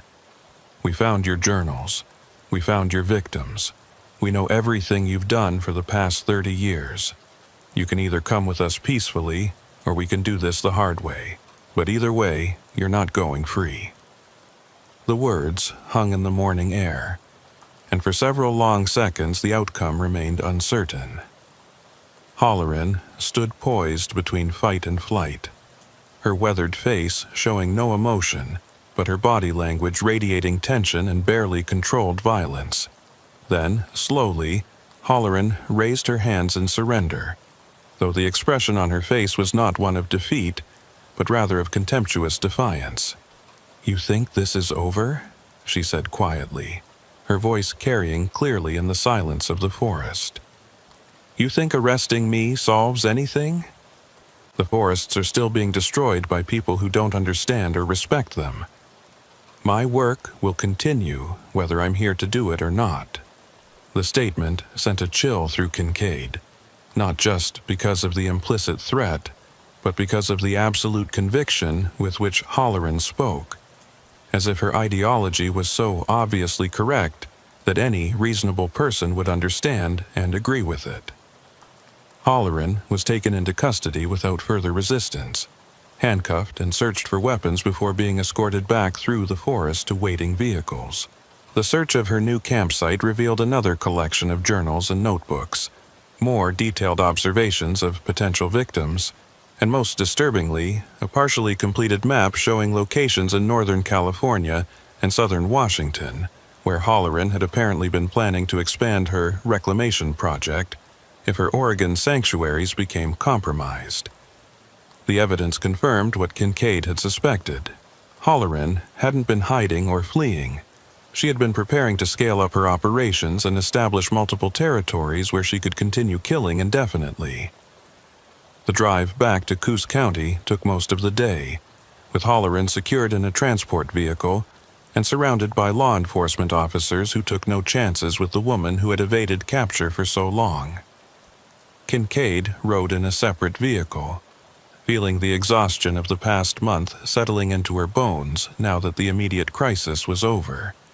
But alongside the exhaustion was a deep sense of satisfaction.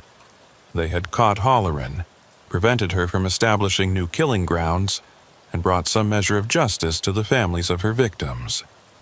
Halloran was processed into the Coos County Jail and charged with multiple counts of murder, kidnapping, and other crimes related to her 3 decades of predation in the coastal forests. Her arraignment drew national media attention, with journalists from across the country descending on the small coastal county to cover the case of what some were calling the wilderness killer. The 3 survivors from Cape Perpetua gave victim impact statements describing their ordeal in Halloran's cave, and families of other victims traveled from multiple states to attend the proceedings and finally learn what had happened to their loved ones. But for Kincaid, the most revealing moment came during her only direct interview with Halloran after the arrest.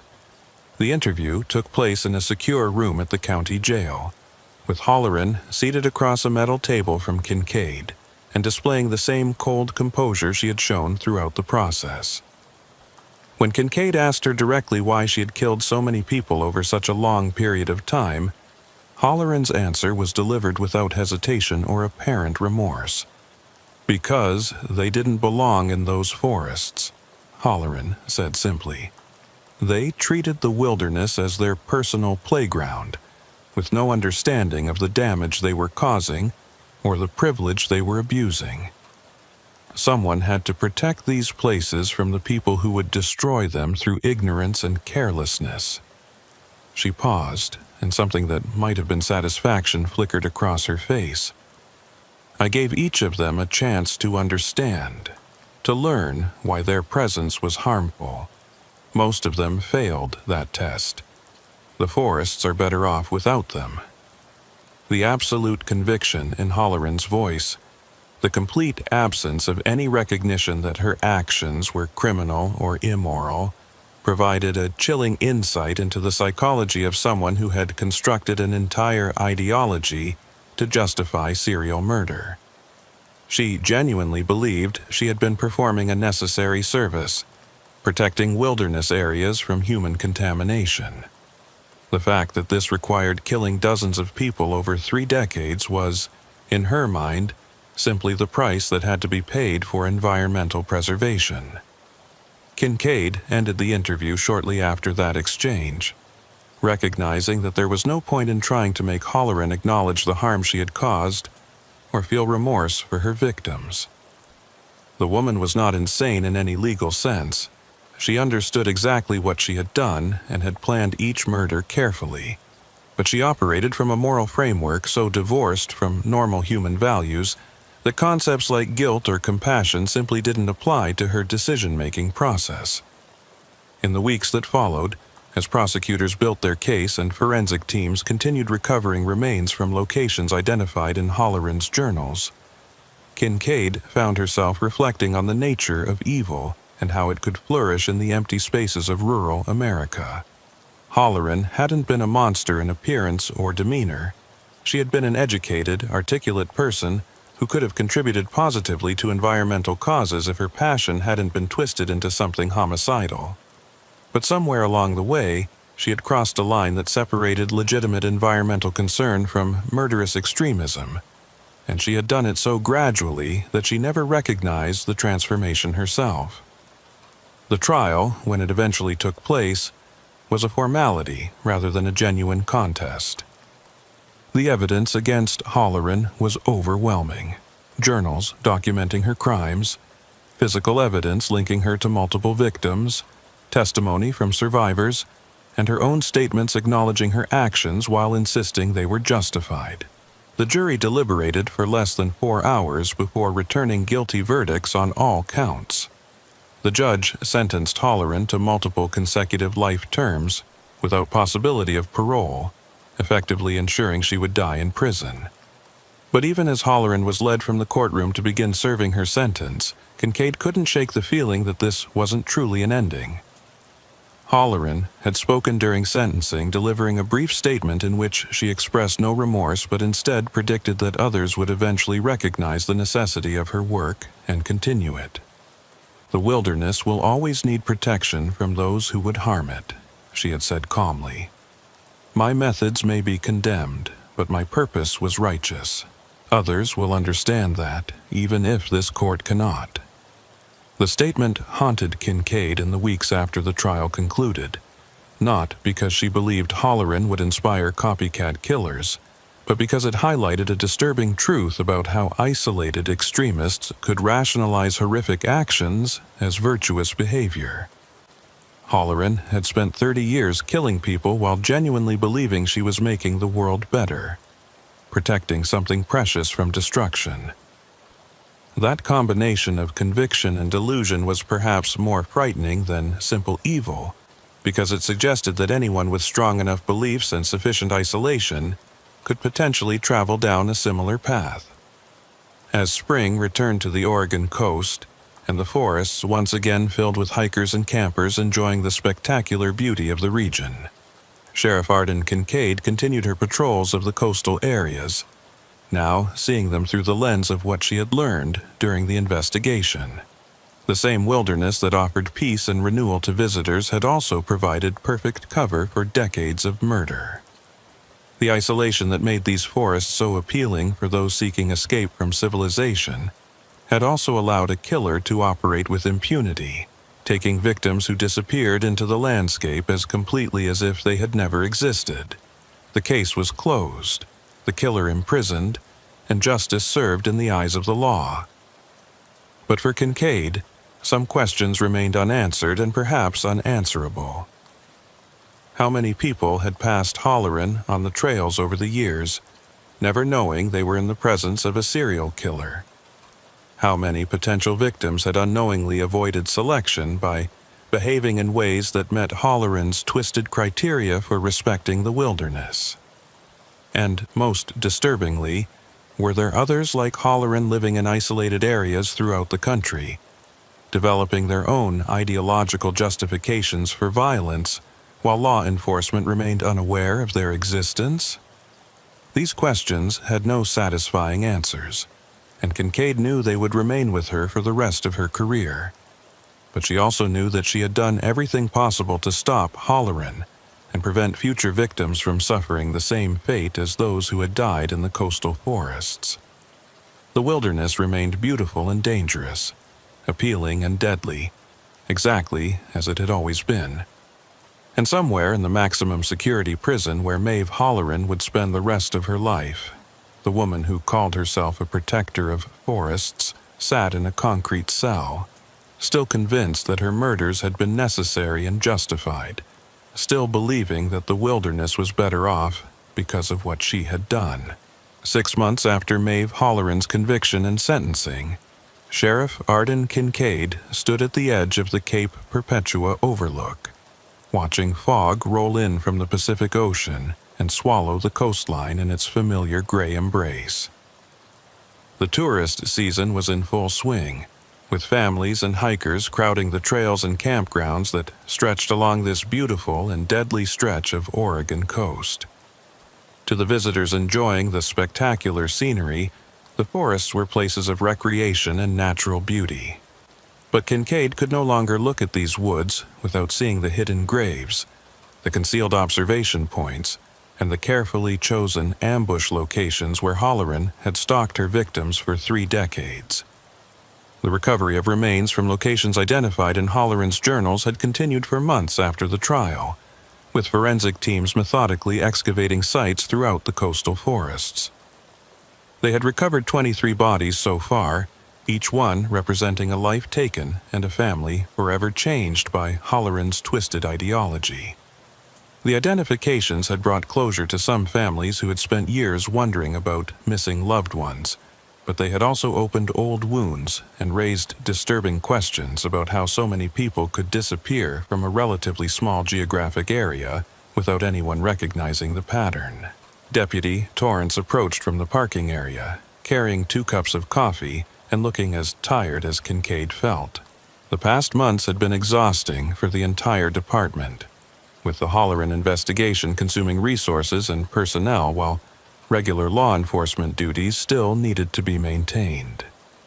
Torrance handed Kincaid one of the cups and stood beside her, both of them looking out over the fog-shrouded forest in comfortable silence for a moment before he spoke. "Forensics team found another site this morning," Torrance said quietly. "About 8 miles south of here, exactly where Halloran's map indicated. They're still excavating, but it looks like at least 2 sets of remains. Probably that couple from Washington who disappeared in 2011. He paused, taking a sip of his coffee. "Sheriff, at what point do we stop finding bodies? Every time I think we've covered all of them. The journals lead us to another location." Kincaid understood his frustration and shared it. The enormity of Halloran's crimes continued to expand as each new recovery revealed the full scope of her predation. "We keep looking until we've checked every location she documented," Kincaid replied firmly. "These families deserve to know what happened to their loved ones, and those victims deserve to be properly buried instead of rotting in unmarked graves. We owe them that much, even if it takes years to complete." What troubled Kincaid more than the ongoing recovery operations was the question that had haunted her since Halloran's final statement in court. Were there others like her operating in isolated areas throughout the country? The FBI had taken that possibility seriously enough to launch a nationwide review of missing persons cases from remote wilderness areas, looking for patterns that might indicate other serial killers using Halloran's methods. The preliminary results had been disturbing. There were hundreds of unsolved disappearances from national forests, state parks, and other wilderness areas, many of them showing similarities to the cases in Coos County: personal belongings left behind, no clear evidence of accidents or foul play, and victims who simply vanished into the landscape. The FBI had sent Special Agent Patricia Williams to Coos County to conduct follow-up interviews and gather information that might help identify other potential cases. Williams had spent 2 weeks reviewing the Halloran investigation files and interviewing Kincaid, Torrance, and the 3 survivors from the cave. She had also attempted to interview Halloran herself at the Oregon State Penitentiary, but the convicted killer had refused to speak with her, maintaining the silence she had adopted after her sentencing. Agent Williams had shared some of her findings with Kincaid before returning to FBI headquarters, and the information had been sobering. "We're identifying at least 15 other cases nationwide that show remarkable similarities to Halloran's pattern," Williams had explained. "Isolated killers who live in remote areas near popular wilderness destinations, victims who disappear without trace from campsites or hiking trails, and a complete absence of physical evidence despite intensive searches. We don't know if these cases represent other serial killers like Halloran, or if there are other explanations, but the statistical clustering is concerning. That conversation had taken place 3 weeks ago, and Cascade had been unable to stop thinking about its implications since then. If there were 15 other Halloran-type predators operating in wilderness areas across the country, how many victims had they claimed? How long had they been operating undetected? And most importantly, how could law enforcement identify and stop them before more people died? These questions had no easy answers, but they had motivated Cascade to develop new protocols for her department's handling of missing persons cases in wilderness areas. She had created a database that tracked not just individual disappearances, but also patterns across time and geography, looking for the kind of clustering that might indicate a predator operating in a specific territory. She had established closer coordination with the Forest Service, state police, and other agencies that operated in the coastal forests, ensuring that information about suspicious incidents or unusual observations was shared quickly and systematically. Deputy Torrance had become an advocate for expanded training on wilderness crime investigation, arguing that rural law enforcement needed specialized skills to recognize and respond to predators who used isolation and terrain as weapons. He had developed a presentation based on the Halloran case that he delivered to law enforcement agencies throughout Oregon, teaching officers to recognize the warning signs that might indicate serial predation in wilderness areas, unusual patterns of disappearances, suspicious individuals showing excessive interest in hikers and campers, and reports of people behaving in ways that suggested surveillance or stalking. But despite these efforts to prevent future cases, Cascade knew that the fundamental problem remained unsolved. The same vast wilderness areas that made places like Cape Perpetua so appealing to visitors also made them ideal hunting grounds for predators who understood how to exploit isolation and terrain. Someone with Halloran's knowledge and determination could potentially operate for decades before being caught, taking victims who disappeared so completely that their cases were investigated as accidents or tragic instances of people getting lost, rather than as evidence of criminal activity. On a morning 2 weeks after standing at the Cape Perpetua overlook, Cascade received a phone call that would demonstrate just how relevant these concerns remained. The call came from a ranger at Siuslaw National Forest, reporting that a camper at one of the more remote campgrounds had found something disturbing: a small notebook hidden in a hollowed-out tree stump near a popular hiking trail. The notebook contained observations about other campers in the area, written in a style that the ranger found reminiscent of the media coverage of Halloran's journals. Cascade was at the location within an hour, accompanied by Deputy Torrance and a forensic investigator. The notebook was still where it had been found, carefully preserved as potential evidence. Cascade photographed it in place before carefully removing it and examining the contents. What she read sent a chill down her spine that had nothing to do with the morning fog that drifted through the trees around them. The handwriting was not Halloran's. The script was different, smaller, and more precise. But the content was eerily similar to Halloran's journals. Detailed observations of hikers and campers who had passed through the area, notes about their behavior and apparent attitudes toward the wilderness, and, most disturbingly, a ranking system that classified people as either harmonious or disruptive, based on the observer's interpretation of their respect for nature. Several individuals marked as disruptive had additional notations suggesting they required correction or removal to protect the forest. "This is exactly how Halloran's journal started," Torrance said quietly, reading over Cascade's shoulder. "Before she started killing people, she spent years just observing and documenting. Whoever wrote this is following the same pattern." He looked up at the surrounding forest, suddenly aware that they might be standing in territory claimed by another predator who believed murder was justified as environmental protection. Cascade immediately expanded the investigation, interviewing everyone who had been camping in the area recently and searching for any individuals who matched the profile of someone who might be conducting surveillance on other visitors. She also ordered increased patrols in the area and established a tip line for anyone who noticed suspicious behavior in the national forest. But finding someone who didn't want to be found in thousands of acres of dense forest was extraordinarily difficult, even with dedicated resources and experienced personnel. Over the next several weeks, Kincaid's department received multiple reports of sightings that might be related to the notebook. A woman in her 40s seen observing a campground from a concealed position. An older man who approached hikers with warnings about their behavior being harmful to wildlife. Several reports of someone camping in areas where camping was prohibited. Each report was investigated, but none led to any solid identification of who had written the notebook or what their intentions might be. The situation came to a head when a family camping near the area where the notebook had been found reported that someone had approached their campsite after dark and delivered a lecture about proper wilderness etiquette before disappearing back into the forest.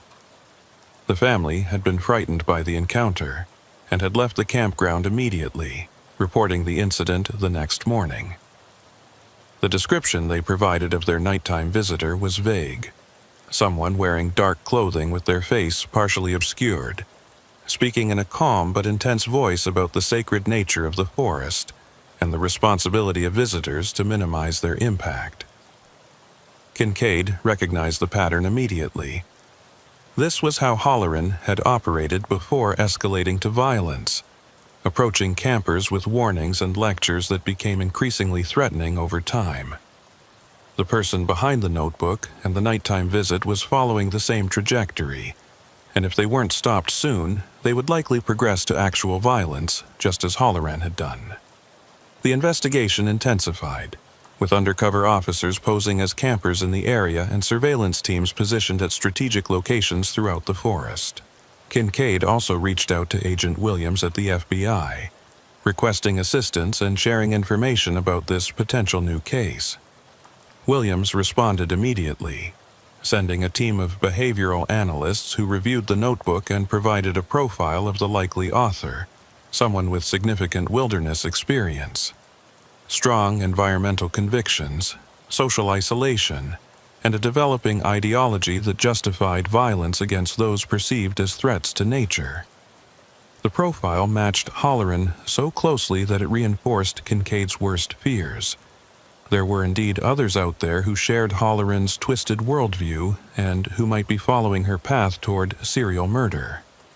The question was whether they could be identified and stopped before they claimed victims, or whether law enforcement would always be reacting to patterns that only became visible after multiple people had disappeared. 3 days after the family reported their nighttime encounter, one of the undercover officers stationed in the forest made contact with someone who appeared to match the profile. A man in his 50s camping alone in a remote area and displaying unusual interest in other campers had approached the officer with questions about why they had chosen to visit this particular area of the forest. The conversation had started casually but quickly became more intense, with the man expressing strong opinions about overcrowding in wilderness areas and the damage caused by people who didn't properly understand or respect natural environments. The undercover officer, trained to recognize warning signs based on the Halloran case, had carefully extracted himself from the conversation and reported the encounter. Surveillance was established on the man's campsite, and investigators began gathering information about his identity and background. What they discovered was troubling but not yet criminal.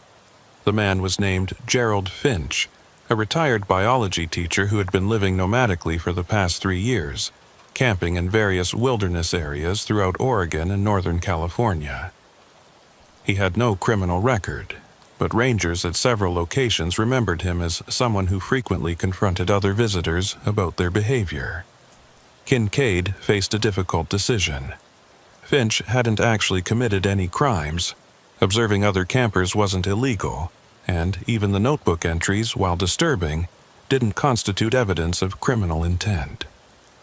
Approaching him openly might alert him to law enforcement interest and cause him to either flee or become more careful about concealing his activities. But not confronting him meant leaving him free to potentially escalate to violence if he followed Holloran's pattern.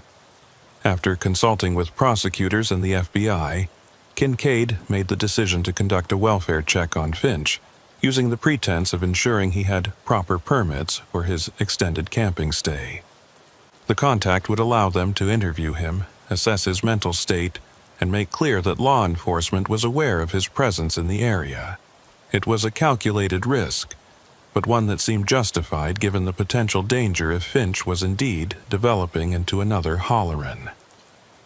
Kincaid and Deputy Torrance approached Finch's campsite the following morning, accompanied by a Forest Service ranger who provided official justification for the visit. Finch was cooking breakfast when they arrived, and his initial reaction to their presence was calm but wary. He confirmed his identity and explained that he was conducting personal research on forest ecology, documenting the impact of human visitation on wildlife patterns. When asked about the notebook that had been found, he initially denied any knowledge of it, but his body language suggested he was lying. "Mr. Finch, we're not here to harass you or interfere with your legitimate activities," Kincaid said carefully, maintaining a professional but firm tone. "But we are investigating suspicious activity in this area, and your name has come up in connection with that investigation. I need to ask you directly, have you been observing other campers and hikers in this forest? And if so, why?" Finch's calm demeanor cracked slightly, and for a moment Kincaid saw something in his eyes that reminded her uncomfortably of Holloran, a mixture of defensive anger and absolute conviction that his actions were justified. "People need to understand what they're doing to these places," Finch said, his voice rising slightly. "They come out here with their loud music and their trash and their complete disregard for the life that exists in these forests. Someone needs to educate them, to make them see the harm they're causing." "And how do you plan to do that education?" Kincaid asked, watching Finch carefully for his response. "By observing them without their knowledge? By approaching them at night to deliver lectures? What happens if they don't respond to your educational efforts, Mr. Finch? What then?" The question hung in the air between them, and Kincaid saw Finch processing it, realizing perhaps for the first time that his progression toward Holloran's methods was being recognized and challenged. His response, when it came, was defensive but also revealing. "I'm not Maeve Holloran, if that's what you're implying," he said. "I read about her case. What she did was wrong, but her underlying concern about protecting wilderness areas from destructive human behavior, that was valid. There has to be a way to address that concern without resorting to violence." It was the opening Kincaid had been hoping for, an acknowledgement that Finch saw himself as different from Holloran while also sharing her core ideology. She spent the next hour talking with Finch, carefully navigating between law enforcement authority and something closer to intervention, trying to pull him back from the path he was traveling before it led to irreversible actions. She explained how Holloran's convictions had led her to justify murder, how the isolation of living alone in the wilderness had allowed her worldview to become increasingly distorted and extreme, and how easy it would be for someone else to follow that same trajectory if they weren't careful. By the end of the conversation, Finch had admitted to writing the notebook and to confronting the family at their campsite.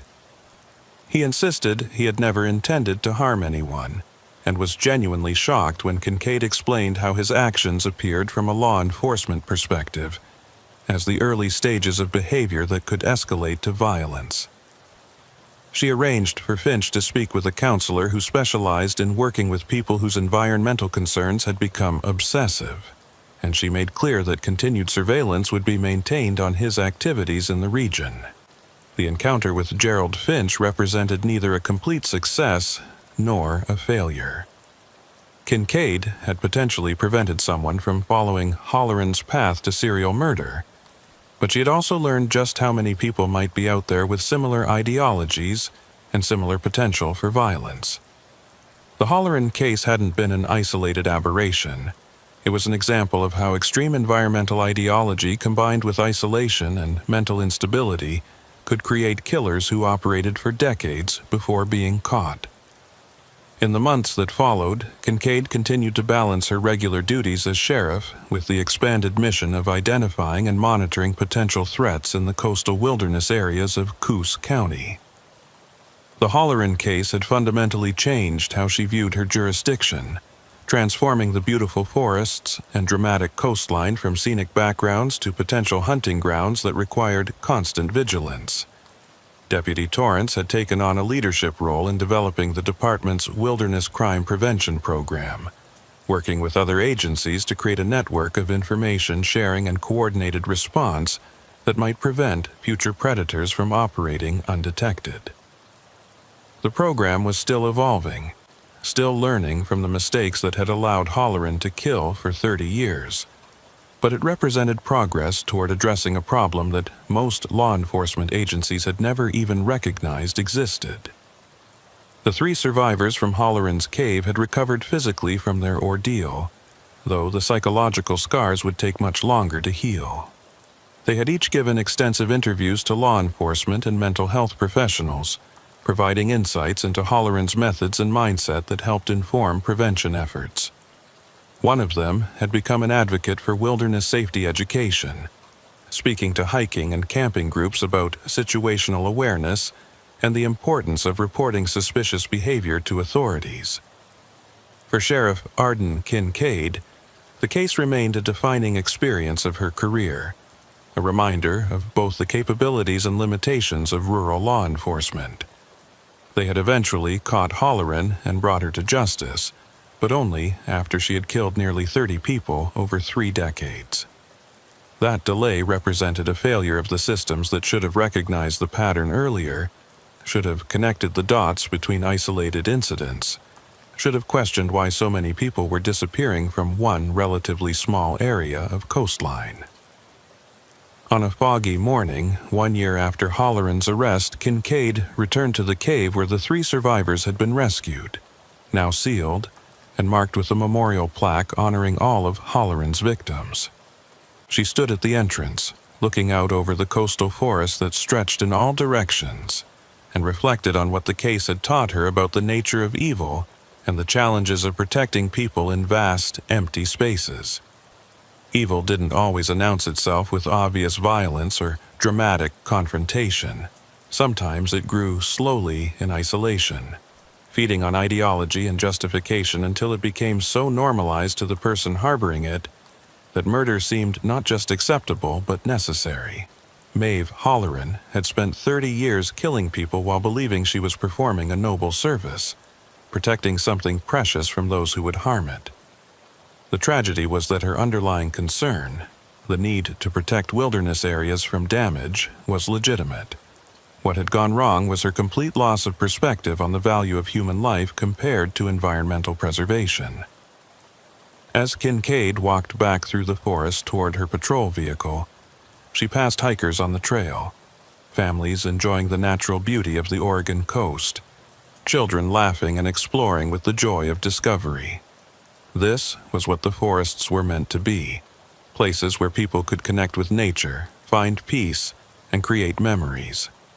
Halloran's attempt to restrict these places to only those she deemed worthy had been fundamentally wrong, regardless of how she had justified it to herself. But Cascade also knew that the wilderness would always harbor dangers, both natural and human. People would continue to get lost, to fall from cliffs, to succumb to exposure. And occasionally, predators would emerge from the isolation to prey on the vulnerable. The best she could do was remain vigilant, learn from the patterns that past cases revealed, and work to identify threats before they could claim victims. The case files on Maeve Halloran would remain open for years, as more bodies were recovered and more victims identified. The investigation into potential similar cases in other wilderness areas would continue indefinitely, with law enforcement agencies across the country now alert to patterns they had previously overlooked. And in a maximum security prison cell in Oregon, Halloran herself would spend the rest of her life convinced that she had been right, that her mission had been noble, and that history would eventually vindicate her actions. Sheriff Arden Kincaid knew better. She had seen the faces of the survivors, heard the grief of the families, and walked through the places where Halloran had hidden her victims. There was no justification for what Halloran had done, no ideology that could make murder acceptable, no cause that was worth the destruction of so many lives. The forests would endure, with or without Halloran's twisted protection, and law enforcement would continue working to ensure that people could enjoy those forests without fear of the human predators who might be watching from the shadows. As she drove back toward Coquille, the fog began to lift from the coastal forests, revealing the stunning beauty of the landscape in the afternoon sun. Somewhere in those forests, the final victims of Maeve Halloran still lay in unmarked graves, waiting to be found and given the dignity of proper burial. The search would continue, the healing would proceed, and life in Coos County would gradually return to something resembling normal. But for Kincaid, nothing would ever be quite the same. Every fog-shrouded morning, every isolated campsite, every report of a missing hiker would carry echoes of the Halloran case, reminders that evil could wear the disguise of environmental concern, and that the most dangerous predators were often those who believed most completely in the righteousness of their actions. The wilderness remained beautiful, but it would never again seem quite as innocent as it had before she learned what monsters could hide in its empty spaces. Sheriff Harlan Vickery had spent 22 years patrolling the high desert of Deschutes County, Oregon, where sagebrush stretched to distant horizons and the wind carried the smell of juniper across landscapes that seemed unchanged since the last ice age retreated 10,000 years earlier. He knew every back road, every abandoned homestead, every place where teenagers went to drink and where criminals went to hide things they didn't want found. In all those years, he had built a reputation as a fair but uncompromising lawman who treated everyone the same regardless of their connections or status in the community. But he had never imagined that the most difficult case of his career would force him to investigate people he had trusted for years, or that the isolation of the high desert would conceal a conspiracy that reached into the heart of his own department. The call came in at 11:47 p.m. on a February night when a late winter storm was hammering the high desert with freezing rain and wind gusts that made driving treacherous on the best roads and nearly suicidal on the dirt tracks that connected remote properties. The caller was a truck driver who had pulled over on Highway 20 about 30 miles east of Bend to wait out the worst of the weather. He reported seeing what looked like an abandoned vehicle about a quarter mile off the highway, its headlights still on but no visible occupants. In normal conditions, it might have been nothing worth calling about, but in this weather, an abandoned vehicle with its lights on suggested someone might be in trouble and need help. Vickery took the call himself, partly because he was already on patrol in that area, and partly because the storm had kept most of his deputies off the roads unless absolutely necessary. At 54 years old, he was one of the most experienced drivers on his force, and he figured if anyone could safely navigate to the abandoned vehicle, it would be him. He radioed dispatch to let them know he was responding, then carefully turned his patrol vehicle toward the location the truck driver had described. The drive took nearly 20 minutes, even though the distance was only about 12 miles, because the freezing rain had turned the highway into a skating rink and visibility was reduced to whatever his headlights could illuminate through the curtain of precipitation. When he finally reached the approximate location, Vickery slowed to a crawl and began scanning the desert scrubland for any sign of vehicle lights. The truck driver's directions had been somewhat vague, about a quarter mile off the highway, somewhere near mile marker 47. and in this weather, distances and landmarks were difficult to judge. Then he saw them. 2 pinpoints of light cutting through the storm, positioned at an odd angle that suggested the vehicle had driven off the highway and into the desert but hadn't traveled very far before stopping. Vickery found a relatively safe place to pull over, activated his emergency lights, and retrieved his heavy-duty flashlight before stepping out into the brutal weather. The wind hit him like a physical force, and the freezing rain stung any exposed skin. He pulled his hood tighter and began making his way toward the distant lights, his boots crunching through the thin crust of ice that had formed over the sagebrush and volcanic rock. As he approached, Vickery could make out more details of the vehicle. A dark-colored SUV, probably a Ford Explorer or similar model, positioned nose down in a shallow ravine, as if it had simply driven straight off the highway and continued until momentum ran out. The headlights were still on, illuminating a patch of desert in front of the vehicle, and the engine was running, its exhaust creating clouds of steam that mixed with the freezing rain. But there was no sign of anyone inside or around the vehicle, which immediately struck Vickery as strange. Why would someone abandon a running vehicle with the lights on in the middle of a storm? He approached carefully, his hand resting on his service weapon as he swept the flashlight beam across the area around the SUV. The ground showed tire tracks leading from the highway to the vehicle's current position, and there were footprints in the ice-crusted mud leading away from the driver's side door.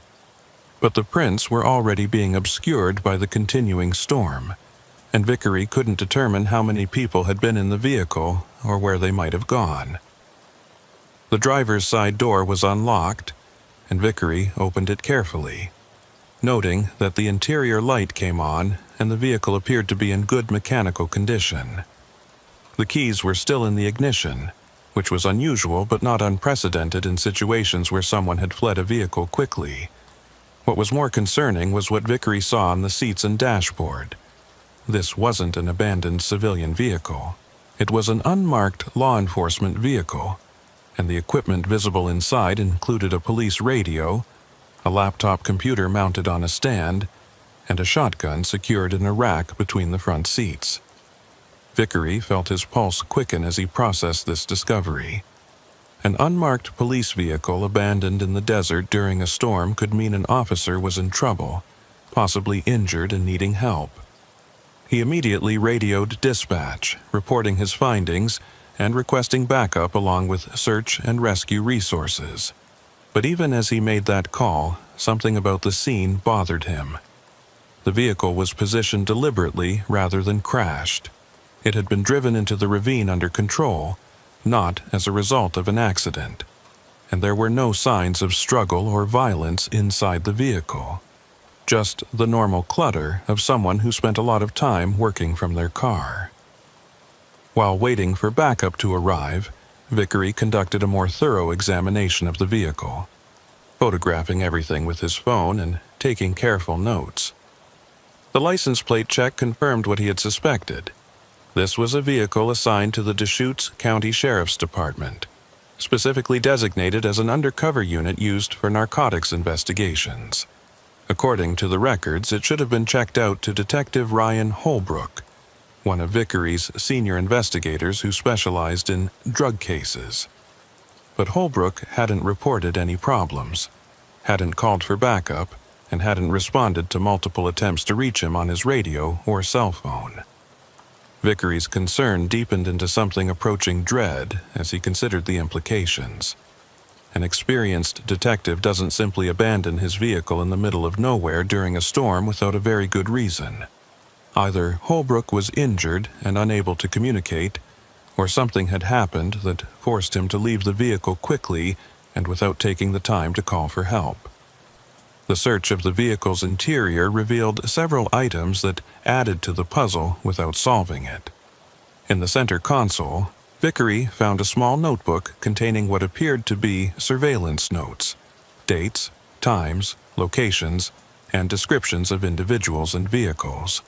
The most recent entries were from earlier that evening, and referenced a location about 15 miles from where the vehicle was now abandoned. There was also a manila envelope containing cash. Vickery counted it quickly and estimated approximately $5,000 in mixed bills. Drug buy money, almost certainly, which meant Holbrook had been working an active case and had been carrying the kind of money that made him a target for criminals. More disturbing was what Vickery found in the laptop computer after he powered it on. The most recent files opened were reports related to a drug investigation that had been ongoing for several months, targeting a methamphetamine distribution network operating in Central Oregon. Vickery was familiar with the case. Holbrook had been the lead investigator, working with several other detectives and with assistance from the Oregon State Police and DEA. The investigation had resulted in several arrests over the past year, but Holbrook had repeatedly expressed frustration that they were only catching low-level dealers, while the people running the operation remained frustratingly out of reach. What caught Vickery's attention was a document that appeared to have been created just hours earlier. A summary report that Holbrook had apparently been preparing but hadn't yet submitted through official channels. The report detailed surveillance conducted over the previous 2 weeks and included a list of suspects and persons of interest.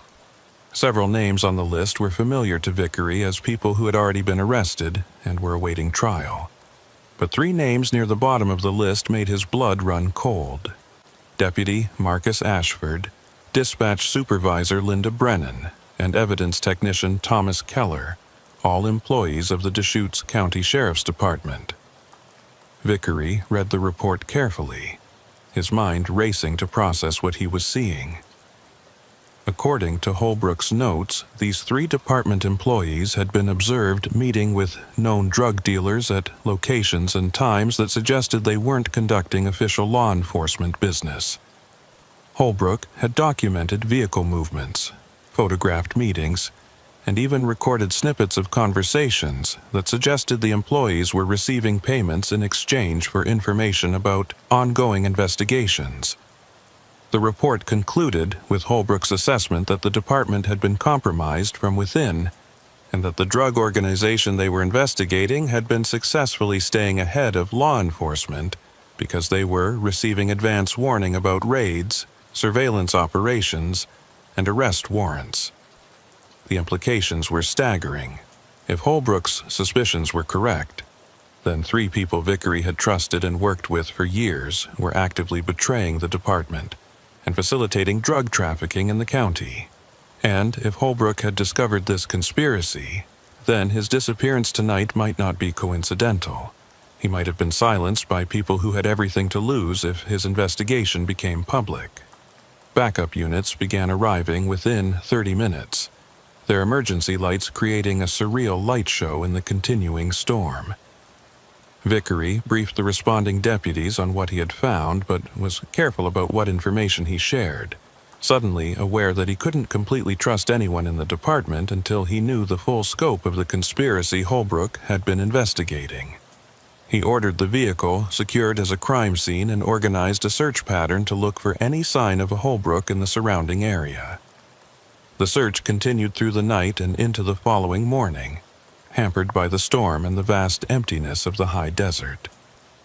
Dozens of personnel combed the area around the abandoned vehicle, calling Holbrook's name and looking for any trace of where he might have gone. Search dogs were brought in once the weather improved enough for them to work, but the storm had obliterated most scent trails, and the dogs could establish no clear direction of travel from the vehicle. As the sun rose over the desert, painting the landscape in shades of gold and amber, Vickery made the difficult decision to expand the investigation beyond just a search for a missing officer. He contacted the Oregon State Police and requested that their Internal Affairs Division send investigators to review Holbrook's allegations about corruption within the Sheriff's Department. He also quietly began his own investigation, carefully reviewing duty rosters, dispatch records, and evidence logs to see if he could find patterns that might support or refute Holbrook's suspicions. What he found was subtle, but damning. Over the past 18 months, there had been numerous instances where drug raids had found locations empty, despite intelligence suggesting active operations. Surveillance targets had changed their routines or moved to new locations just days before planned arrests. Defense attorneys had raised questions about the handling of evidence in several cases, suggesting someone had tampered with or compromised material evidence. Individually, these incidents could be explained as bad luck, poor intelligence, or simple mistakes. But when viewed as a pattern, especially through the lens of Holbrook's allegations, they painted a picture of systematic sabotage. Vickery pulled the personnel files for Ashford, Brennan, and Keller, looking for anything that might explain why they would betray the department. Marcus Ashford was a 32-year-old deputy with 8 years of service, good performance reviews, and no obvious financial problems. But digging deeper, Vickery discovered that Ashford's wife had medical bills from a cancer treatment that had left them with significant debt despite insurance coverage. Linda Brennan was 50 years old and had worked as a dispatcher for 15 years. She lived modestly, but Vickery learned she was supporting an adult son who had his own drug addiction problems. Thomas Keller was 28, had been with the department for 5 years, and appeared to live beyond his means based on his salary, expensive car, regular vacations, and a lifestyle that suggested income from sources other than his evidence technician position. Each of them had reasons they might be vulnerable to corruption, but Vickery knew that financial pressure alone didn't make someone a criminal. He needed more concrete evidence before he could move against them, and he needed to ensure that any investigation was conducted carefully enough that if they were guilty, they wouldn't have time to destroy evidence or flee before being arrested. 2 days after Holbrook's vehicle was discovered, Vickery's investigation received an unexpected break. Otis Wren, a mechanic who operated a small repair shop on the outskirts of Bend, called the sheriff's department and asked to speak with Vickery specifically. Wren explained that he had been following the news coverage of Detective Holbrook's disappearance and had information that might be relevant to the investigation. Vickery met Wren at his shop, a modest operation that serviced vehicles for both civilian and law enforcement customers. Wren was a weathered man in his 60s who had lived in Deschutes County his entire life and had a reputation as both a skilled mechanic and someone who minded his own business. The fact that he was voluntarily contacting law enforcement suggested he considered the information important enough to overcome his natural reticence. "Sheriff, I don't like getting involved in things that aren't my business," Wren began, his discomfort obvious. "But I've been thinking about something I saw a few days ago, and after hearing about your missing detective, I figure I need to tell somebody." He gestured toward his workspace where several vehicles were in various states of repair. "I service vehicles for your department sometimes, and about a week ago, Deputy Ashford brought in his personal truck for some work. While I was working on it, I found something wedged under the seat that he must have dropped. A prepaid cell phone, still in the package." Vickery felt his pulse quicken. Prepaid phones were commonly used by criminals and people who wanted to communicate without creating records that could be traced back to them. "Did you mention this to Deputy Ashford?" he asked. Wren shook his head. "Didn't think much of it at first. People buy those phones for all kinds of reasons. But I put it in my office safe to give back to him next time I saw him, and then I got curious and turned it on to make sure it still worked." He paused, clearly uncomfortable with what he was about to reveal. "Sheriff, that phone had been used to make dozens of calls over the past few months. I didn't listen to any messages or anything, but I could see the call logs, and some of the numbers it had been calling. Well, I recognized a couple of them because I'd seen them in news reports about drug arrests. This was the concrete evidence Vickery needed to move forward with the investigation. He seized the phone as evidence and obtained a warrant to examine its contents and track its usage patterns. The forensic analysis revealed exactly what he feared. The prepaid phone had been used to make calls to known drug dealers immediately before several planned raids, providing enough advance warning for the criminals to clear out before law enforcement arrived. The phone had also received calls from another prepaid number that investigators were able to trace to Linda Brennan's home address through cell tower records. Armed with this evidence and the information from Holbrook's abandoned vehicle, Vickery coordinated with Oregon State Police internal affairs investigators to build cases against Ashford, Brennan, and Keller. The investigation had to be conducted with absolute secrecy. If the suspects learned they were under investigation, they would likely destroy evidence and might flee the jurisdiction. Vickery also had to consider the possibility that there were other corrupt employees in the department beyond the three Holbrook had identified. The operation to arrest the three suspects was planned with military precision and executed simultaneously on a Tuesday morning 3 weeks after Holbrook's disappearance. State police investigators arrested Marcus Ashford at his home as he was preparing to leave for his shift. Linda Brennan was taken into custody at the dispatch center by investigators who had been positioned there in advance. Thomas Keller was arrested in the evidence room where he worked, prevented from accessing any materials that might be destroyed. The arrests sent shockwaves through the sheriff's department and the wider law enforcement community in Central Oregon. The idea that trusted employees had been systematically betraying the department and facilitating drug trafficking was difficult for many to accept. But the evidence was overwhelming. Searches of the suspects' homes and vehicles revealed additional prepaid phones, records of cash payments, and in Keller's case, actual drugs that he had stolen from the evidence room and presumably sold or traded. But the arrests raised as many questions as they answered. Most significantly, what had happened to Detective Holbrook? The three arrested employees all denied any knowledge of Holbrook's disappearance and insisted they had nothing to do with whatever had happened to him. Their attorneys argued that even if their clients had been involved in corruption, there was no evidence linking them to any violence against Holbrook. Vickery wasn't convinced by these denials. The timing was too suspicious.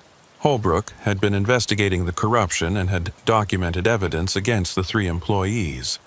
And then he had disappeared under circumstances that suggested foul play. But without Holbrook's body or any direct evidence of violence, prosecutors were reluctant to add murder or kidnapping charges to the corruption case. The break in the case came from an unexpected source. Darla Fenwick, a reporter for the Bend Bulletin who had been covering the corruption scandal, received an anonymous tip directing her to a specific location in the desert about 40 miles from where Holbrook's vehicle had been found. The tipster claimed that something related to the missing detective could be found there. Fenwick contacted Vickery before going to the location herself, recognizing that if the tip was legitimate, it might be a crime scene that needed to be preserved. Vickery assembled a team and traveled to the coordinates provided by the anonymous tipster. The location was a remote area of Bureau of Land Management land, accessible only by rough four-wheel drive roads and rarely visited except by occasional hunters or rock collectors. What they found there explained much about Holbrook's disappearance and added a terrible finality to the investigation. In a shallow ravine concealed by juniper trees, searchers found Detective Ryan Holbrook's body. He had been shot twice, and based on the condition of the remains and the crime scene evidence, he had been dead since the night his vehicle was found. The murder had been committed with careful planning. Holbrook had been lured to this remote location, executed, and hastily buried in a location where he might have remained undiscovered for years, if not for the anonymous tip. The forensic investigation of the crime scene provided crucial evidence. Tire tracks found near the burial site matched the tread pattern of a vehicle owned by Thomas Keller. Ballistics analysis of the bullets recovered from Holbrook's body matched a weapon that had been reported stolen from the sheriff's department evidence room months earlier, a theft that Keller, as evidence technician, would have been in a perfect position to commit. Cell phone records showed that Ashford, Brennan, and Keller had all been in communication on the night of Holbrook's disappearance, despite having no official reason to be coordinating with each other. Most damning was evidence found during a more thorough search of Ashford's property. A storage unit he had rented under a false name contained items belonging to Holbrook, including his badge, service weapon, and personal effects that had been missing from the abandoned vehicle. The items appeared to have been kept as insurance, something Ashford could use to prove his role in eliminating the threat Holbrook represented to the conspiracy. With this evidence, prosecutors were able to charge all 3 suspects with conspiracy to commit murder, and Marcus Ashford was additionally charged with first-degree murder for his direct role in killing Holbrook. The investigation revealed that when Holbrook had gotten too close to exposing their activities, the 3 conspirators had decided he needed to be eliminated. They had used their insider knowledge to track his movements, and Ashford had arranged a meeting with Holbrook under the pretense of providing information about the drug organization. Instead, he had lured Holbrook to the remote location where he was killed. The trials that followed drew enormous public attention, with each day bringing new revelations about the depth of corruption within the sheriff's department and the drug organization that had been operating with their assistance. The prosecution presented overwhelming evidence of a conspiracy that had compromised dozens of investigations over 18 months and had ultimately resulted in the murder of a dedicated detective who had gotten too close to the truth. Marcus Ashford was convicted of first-degree murder and conspiracy and sentenced to life in prison without possibility of parole.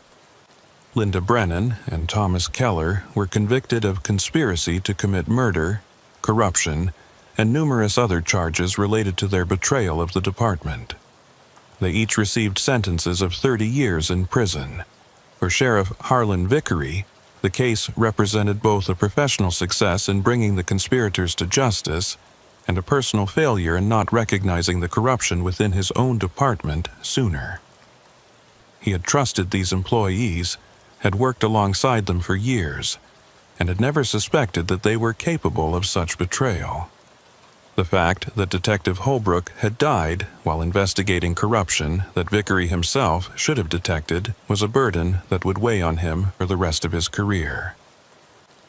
In the aftermath of the trials, Vickery implemented sweeping reforms within the sheriff's department, including enhanced internal oversight, regular audits of evidence handling procedures, and improved psychological screening for employees with access to sensitive information. He also established a confidential reporting system that allowed employees to report concerns about corruption or misconduct without fear of retaliation.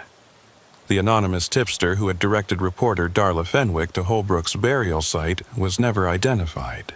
Speculation suggested it might have been someone else within the drug organization who had been disturbed by the murder and wanted to see justice done, or possibly someone within the department who had suspected the corruption but had been too afraid to come forward until after the arrests. Whoever they were, their decision to provide that crucial information had ensured that Holbrook's killers faced justice and that his family had closure. 6 months after the trials concluded, Vickery stood in the high desert where Holbrook's vehicle had been found, watching the sun set over the distant Cascade Mountains. The landscape looked exactly as it always had, vast, empty, and seemingly eternal. But Vickery knew that beneath the surface, the high desert held secrets, and the isolation that made this country beautiful also made it dangerous for those who trusted the wrong people. Detective Ryan Holbrook's name was added to a memorial honoring law enforcement officers killed in the line of duty, a recognition of his sacrifice and his dedication to exposing corruption even when it cost him his life. The case had revealed uncomfortable truths about how even trusted institutions could be compromised by people willing to betray their oaths for money or other incentives.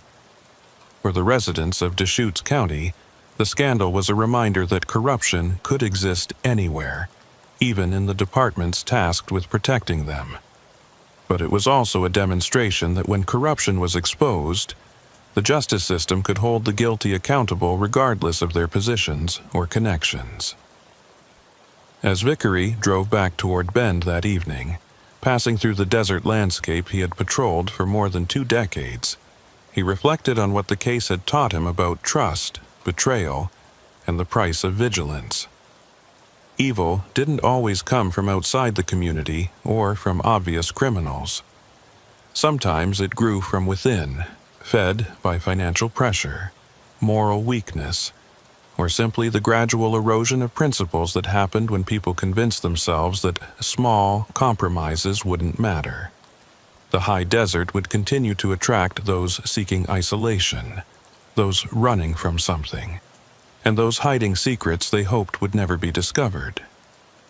Sheriff Harlan Vickery would continue patrolling these empty spaces, now with a harder-won wisdom about human nature and a determination to ensure that the betrayal that had cost Detective Holbrook his life would never be allowed to take root in his department again. The wind swept across the sagebrush as a darkness fell, carrying with it the cold promise of another desert winter. Somewhere in that vast emptiness, other secrets might be waiting to be discovered. Other betrayals might be quietly unfolding. But Vickery had learned that vigilance required constant effort and that trust, once broken, could never be fully restored. The desert had taught him that lesson in the harshest way possible, and it was a lesson he would never forget. The weeks following the conclusion of the trials brought a strange quiet to the sheriff's department, as if the building itself was recovering from trauma. Employees who had worked alongside Ashford, Brennan, and Keller for years struggled to reconcile the colleagues they thought they knew with the criminals those people had proven to be. Some deputies requested transfers to other counties, unable to continue working in a department that had been so thoroughly compromised. Others threw themselves into their work with renewed dedication, as if they could somehow compensate for the betrayal by being more vigilant, more honest, more committed to the principles that should have protected them from corruption in the first place. Sheriff Vickery understood both reactions. There were mornings when he sat in his office before dawn, staring at the empty streets of Bend through his window and wondering if he should have seen the signs earlier. He replayed conversations with Ashford, reviewed decisions he had made about evidence handling procedures, questioned whether his leadership had somehow created the environment that allowed corruption to flourish. The rational part of his mind knew that sophisticated betrayal was designed to be invisible, that Ashford and his co-conspirators had been careful to maintain their cover stories and avoid obvious mistakes. But the emotional weight of responsibility didn't respond to rational arguments. Detective Holbrook's widow, Amanda, had attended every day of the trials, sitting in the front row of the courtroom and listening to the details of how her husband had been murdered by people who wore the same badge he had worn. Vickery had met with her several times after the verdicts, trying to provide what comfort he could and answering her questions about what the department would do to ensure this never happened again. During their last meeting, she had asked him a question that he still couldn't fully answer. "Sheriff, how long do you think Ryan knew he was in danger?" Amanda Holbrook had asked, her voice steady despite the tears in her eyes. When he was conducting that surveillance, documenting those meetings, building his case, did he know that the people he was investigating would kill him to keep their secret? Did he die knowing he was alone? That he couldn't trust anyone in the department because he didn't know how deep the corruption went? Vickery had wanted to tell her that Holbrook probably didn't realize the danger until it was too late, that his death had been quick and he hadn't suffered. But he knew she deserved honesty more than comfort.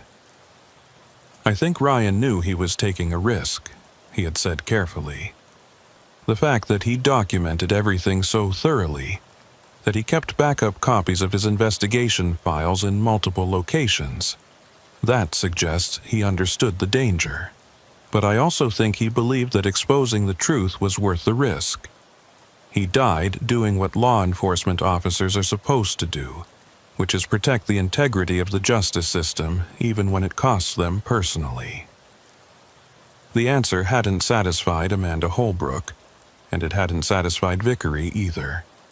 The truth was that Detective Holbrook had died alone in the high desert, betrayed by people he should have been able to trust, and no amount of philosophical reflection could change that reality or make it more palatable.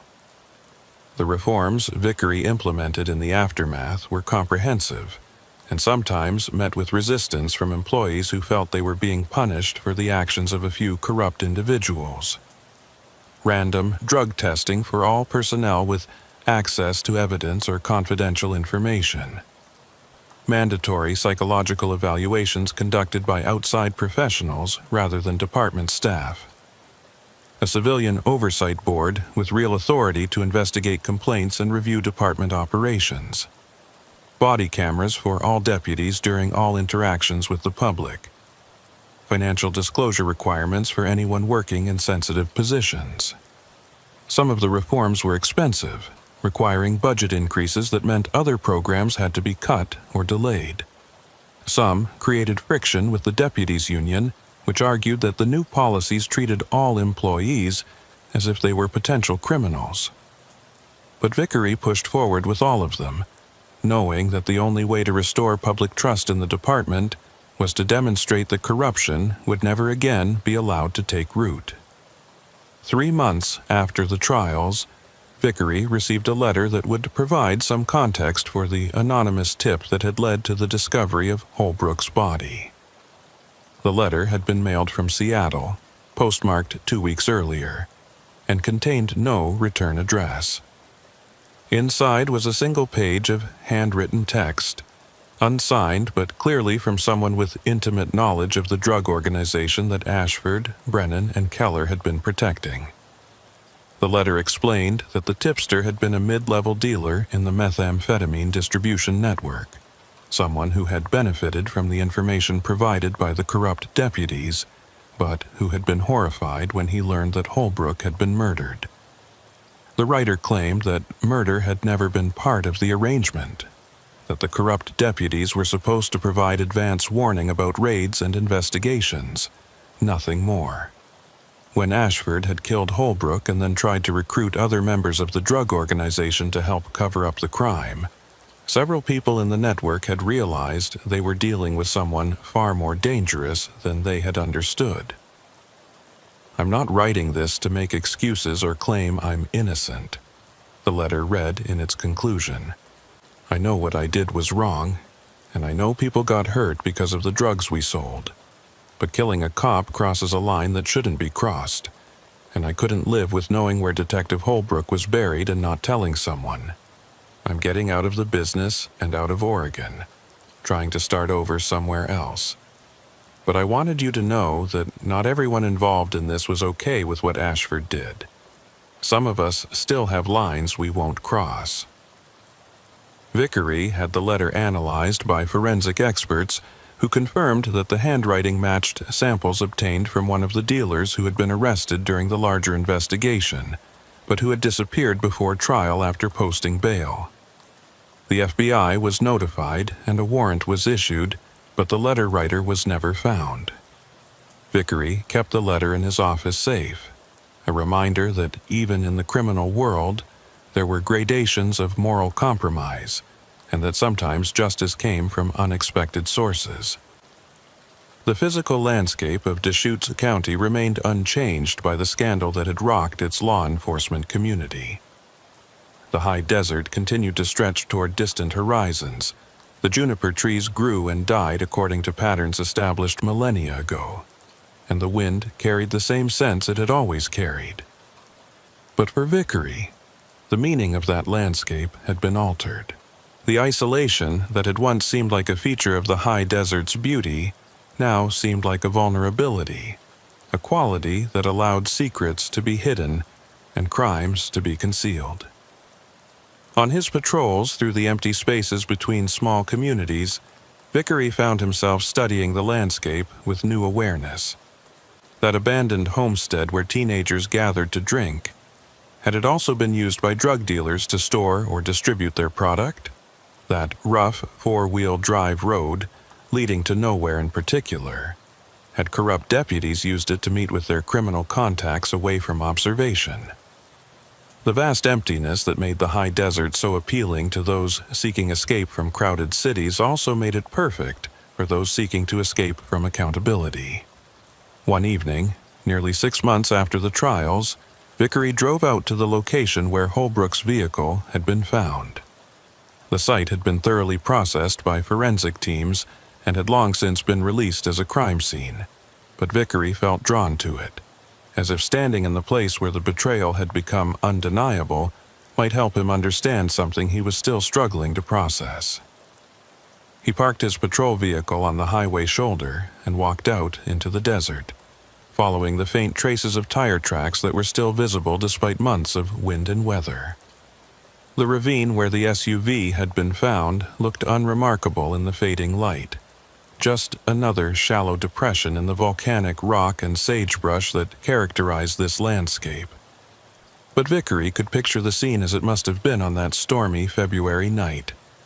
Holbrook's vehicle positioned deliberately rather than crashed. The headlights still on, the engine running, creating the impression of an accident or an emergency that required immediate response. It had been a trap, carefully set by people who knew exactly how law enforcement would respond to an abandoned police vehicle in dangerous weather. Ashford had been waiting nearby, probably concealed in the darkness beyond the reach of the vehicle's headlights. When Holbrook had approached to investigate his own abandoned vehicle, lured there by a fake emergency call that had come through channels Ashford controlled, he had been ambushed and forced into Ashford's vehicle at gunpoint. The whole thing had probably taken less than 5 minutes. Then Ashford had driven Holbrook 40 miles to the remote burial site, executed him with a weapon stolen from the evidence room, and hastily concealed the body before returning to his normal duties as if nothing had happened. The level of premeditation was chilling. This wasn't a crime of passion or an act of panic. It was a calculated murder designed to eliminate a threat to a profitable criminal enterprise. And it had been carried out by someone who had sworn an oath to protect and serve. Someone Vickery had trusted and worked alongside for years. As darkness settled over the high desert and the first stars became visible in the clear sky, Vickery stood beside the ravine and allowed himself to feel the full weight of what had happened. A good man had died because Vickery's department had been compromised. Families throughout Deschutes County had been affected by drugs that should have been intercepted but weren't, because corrupt employees provided advance warning. The justice system itself had been damaged by the revelation that people sworn to uphold it had instead undermined it for profit. But standing in that empty desert, Vickery also felt something else, a renewed sense of purpose. The betrayal had been profound, but the response to that betrayal would define what the sheriff's department became in its aftermath. They could allow the corruption to be the final word, could let cynicism and distrust poison the organization permanently. Or they could use the painful lessons learned to build something stronger, more accountable, and more worthy of public trust. The drive back to Bend took nearly an hour, and Vickery used that time to think about the future rather than dwelling on the past. Detective Holbrook couldn't be brought back, and the damage done by Ashford, Brennan, and Keller couldn't be undone. But the department could honor Holbrook's memory by ensuring that his sacrifice meant something, that the corruption he had exposed led to lasting change rather than temporary reforms that faded once public attention moved on to other stories. When Vickery finally pulled into the parking lot of the sheriff's department headquarters, he sat in his vehicle for a few minutes before going inside, looking at the building where he had worked for more than 2 decades. The structure itself was unremarkable, a low-slung concrete and steel building that could have housed any government agency or commercial operation. But what happened inside that building mattered. The decisions made there, the standards upheld there, the integrity maintained there. All of it affected people's lives in ways both obvious and subtle. Vickery had always understood that intellectually, but now he understood it viscerally, in a way that came from having witnessed the consequences when those standards and that integrity were compromised. Every decision he made as sheriff, every person he hired, every policy he implemented, all of it mattered because corruption wasn't an abstract concept. It had a name and a face. It had left a widow and fatherless children. It had cost a dedicated detective his life. As he finally entered the building and walked through the quiet halls toward his office, Vickery noticed something he hadn't paid attention to before. On the wall near the entrance was a plaque listing the names of Deschutes County law enforcement officers who had died in the line of duty. The list was mercifully short. The high desert might be dangerous terrain, but it didn't produce the kind of violence that claimed officers' lives with any regularity. But recently a new name had been added to that plaque: Detective Ryan Holbrook. Vickery stopped and stood before the memorial, reading Holbrook's name and the dates that bracketed his too-short life. 42 years old when he died, married, 2 children, 14 years of service to the department. The bare facts told nothing about the man himself. His dedication, his frustration with corruption, his determination to expose wrongdoing even when it put him at risk. But the memorial stood as a reminder to everyone who entered this building that the work they did mattered, and that sometimes it cost more than anyone should have to pay. In his office, Vickery found a stack of reports waiting for his review. Budget proposals, personnel evaluations, policy recommendations, all the routine paperwork that consumed so much of a sheriff's time. He settled into his chair and began working through the stack, but found his mind wandering back to the questions that had haunted him for months. Could he have prevented what happened? If he had been more suspicious, more vigilant, more willing to believe that corruption could exist within his own department, would Detective Holbrook still be alive? The rational answer was probably not. Ashford and his co-conspirators had been careful and had taken advantage of the trust that should naturally exist between colleagues. But rationality provided cold comfort when measured against the consequences of missing the warning signs. What Vickery had learned, painfully and at great cost, was that trust could not be absolute even within a law enforcement organization. The reforms he had implemented, the random drug testing, the financial disclosures, the civilian oversight, all of them represented a recognition that good intentions weren't enough. Systems needed to be in place to detect corruption before it metastasized into something that cost lives. Some of his deputies resented those systems, viewing them as evidence that Vickery no longer trusted his own people. But Vickery had come to understand that trust and verification weren't opposites. They were complementary parts of a healthy organization. He could trust that most of his employees were honest and dedicated, while also verifying through systematic oversight that the few who weren't could be identified and removed before they caused catastrophic damage. The night deepened outside his office window, and the streets of Bend grew quiet as businesses closed and residents settled into their homes. Vickery continued working through his paperwork, but part of his attention remained focused on the larger questions that had no easy answers. How did you prevent betrayal? How did you maintain trust while acknowledging that some people would abuse that trust? How did you honor the memory of someone who had died exposing corruption by ensuring that their death led to meaningful change? He didn't have complete answers to any of those questions, but he had learned something fundamental about leadership in the aftermath of the scandal, that it required both strength and humility. Strength to make difficult decisions and implement unpopular reforms. Humility to acknowledge that no leader could prevent all wrongdoing or protect everyone under their responsibility. As midnight approached, Vickery finally finished his paperwork and prepared to head home. Before leaving, he walked once more through the quiet building, checking doors and observing the dispatch center where night shift personnel monitored radio traffic and responded to calls. Everything appeared routine, professional, exactly as it should be. But Vickery knew that appearances could be deceiving. that routine could conceal rot, and that professional demeanor could mask criminal intent. He stepped outside into the cold desert night, feeling the wind that never seemed to completely stop in this high country. Somewhere out in that vast darkness, the high desert stretched for hundreds of miles, holding whatever secrets it had always held.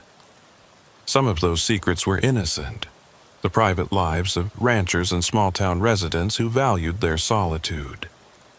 Others were darker, the hidden activities of criminals who used the emptiness as cover for their operations. Sheriff Harlan Vickery would continue patrolling those empty spaces, investigating those secrets, and trying to maintain order in a landscape that seemed designed to resist it. The corruption scandal had changed him, had taught him lessons he wished he hadn't needed to learn. But it had also strengthened his resolve to ensure that the department he led was worthy of the trust placed in it by the community it served. Detective Ryan Holbrook had died defending that principle. The least Vickery could do was spend the rest of his career honoring that sacrifice by building a department where betrayal would be detected before it could claim more lives, where corruption would find no fertile ground, and where the oath sworn by every deputy meant something more than empty words. The wind swept across the high desert as Vickery drove toward home, carrying with it the smell of sage and juniper, and the promise of another cold night under stars that had witnessed human drama for thousands of years. The landscape remained indifferent to that drama, unchanging and eternal in its vast emptiness. But the people who lived and worked in that landscape had changed. They had learned that trust required vigilance, that integrity demanded constant effort, and that the price of betrayal was measured not just in careers and convictions, but in lives destroyed and families shattered. Somewhere in the maximum security prison where Marcus Ashford would spend the rest of his life, the former deputy was probably reflecting on the choices that had led him there. But Vickery didn't waste time thinking about Ashford or his co-conspirators.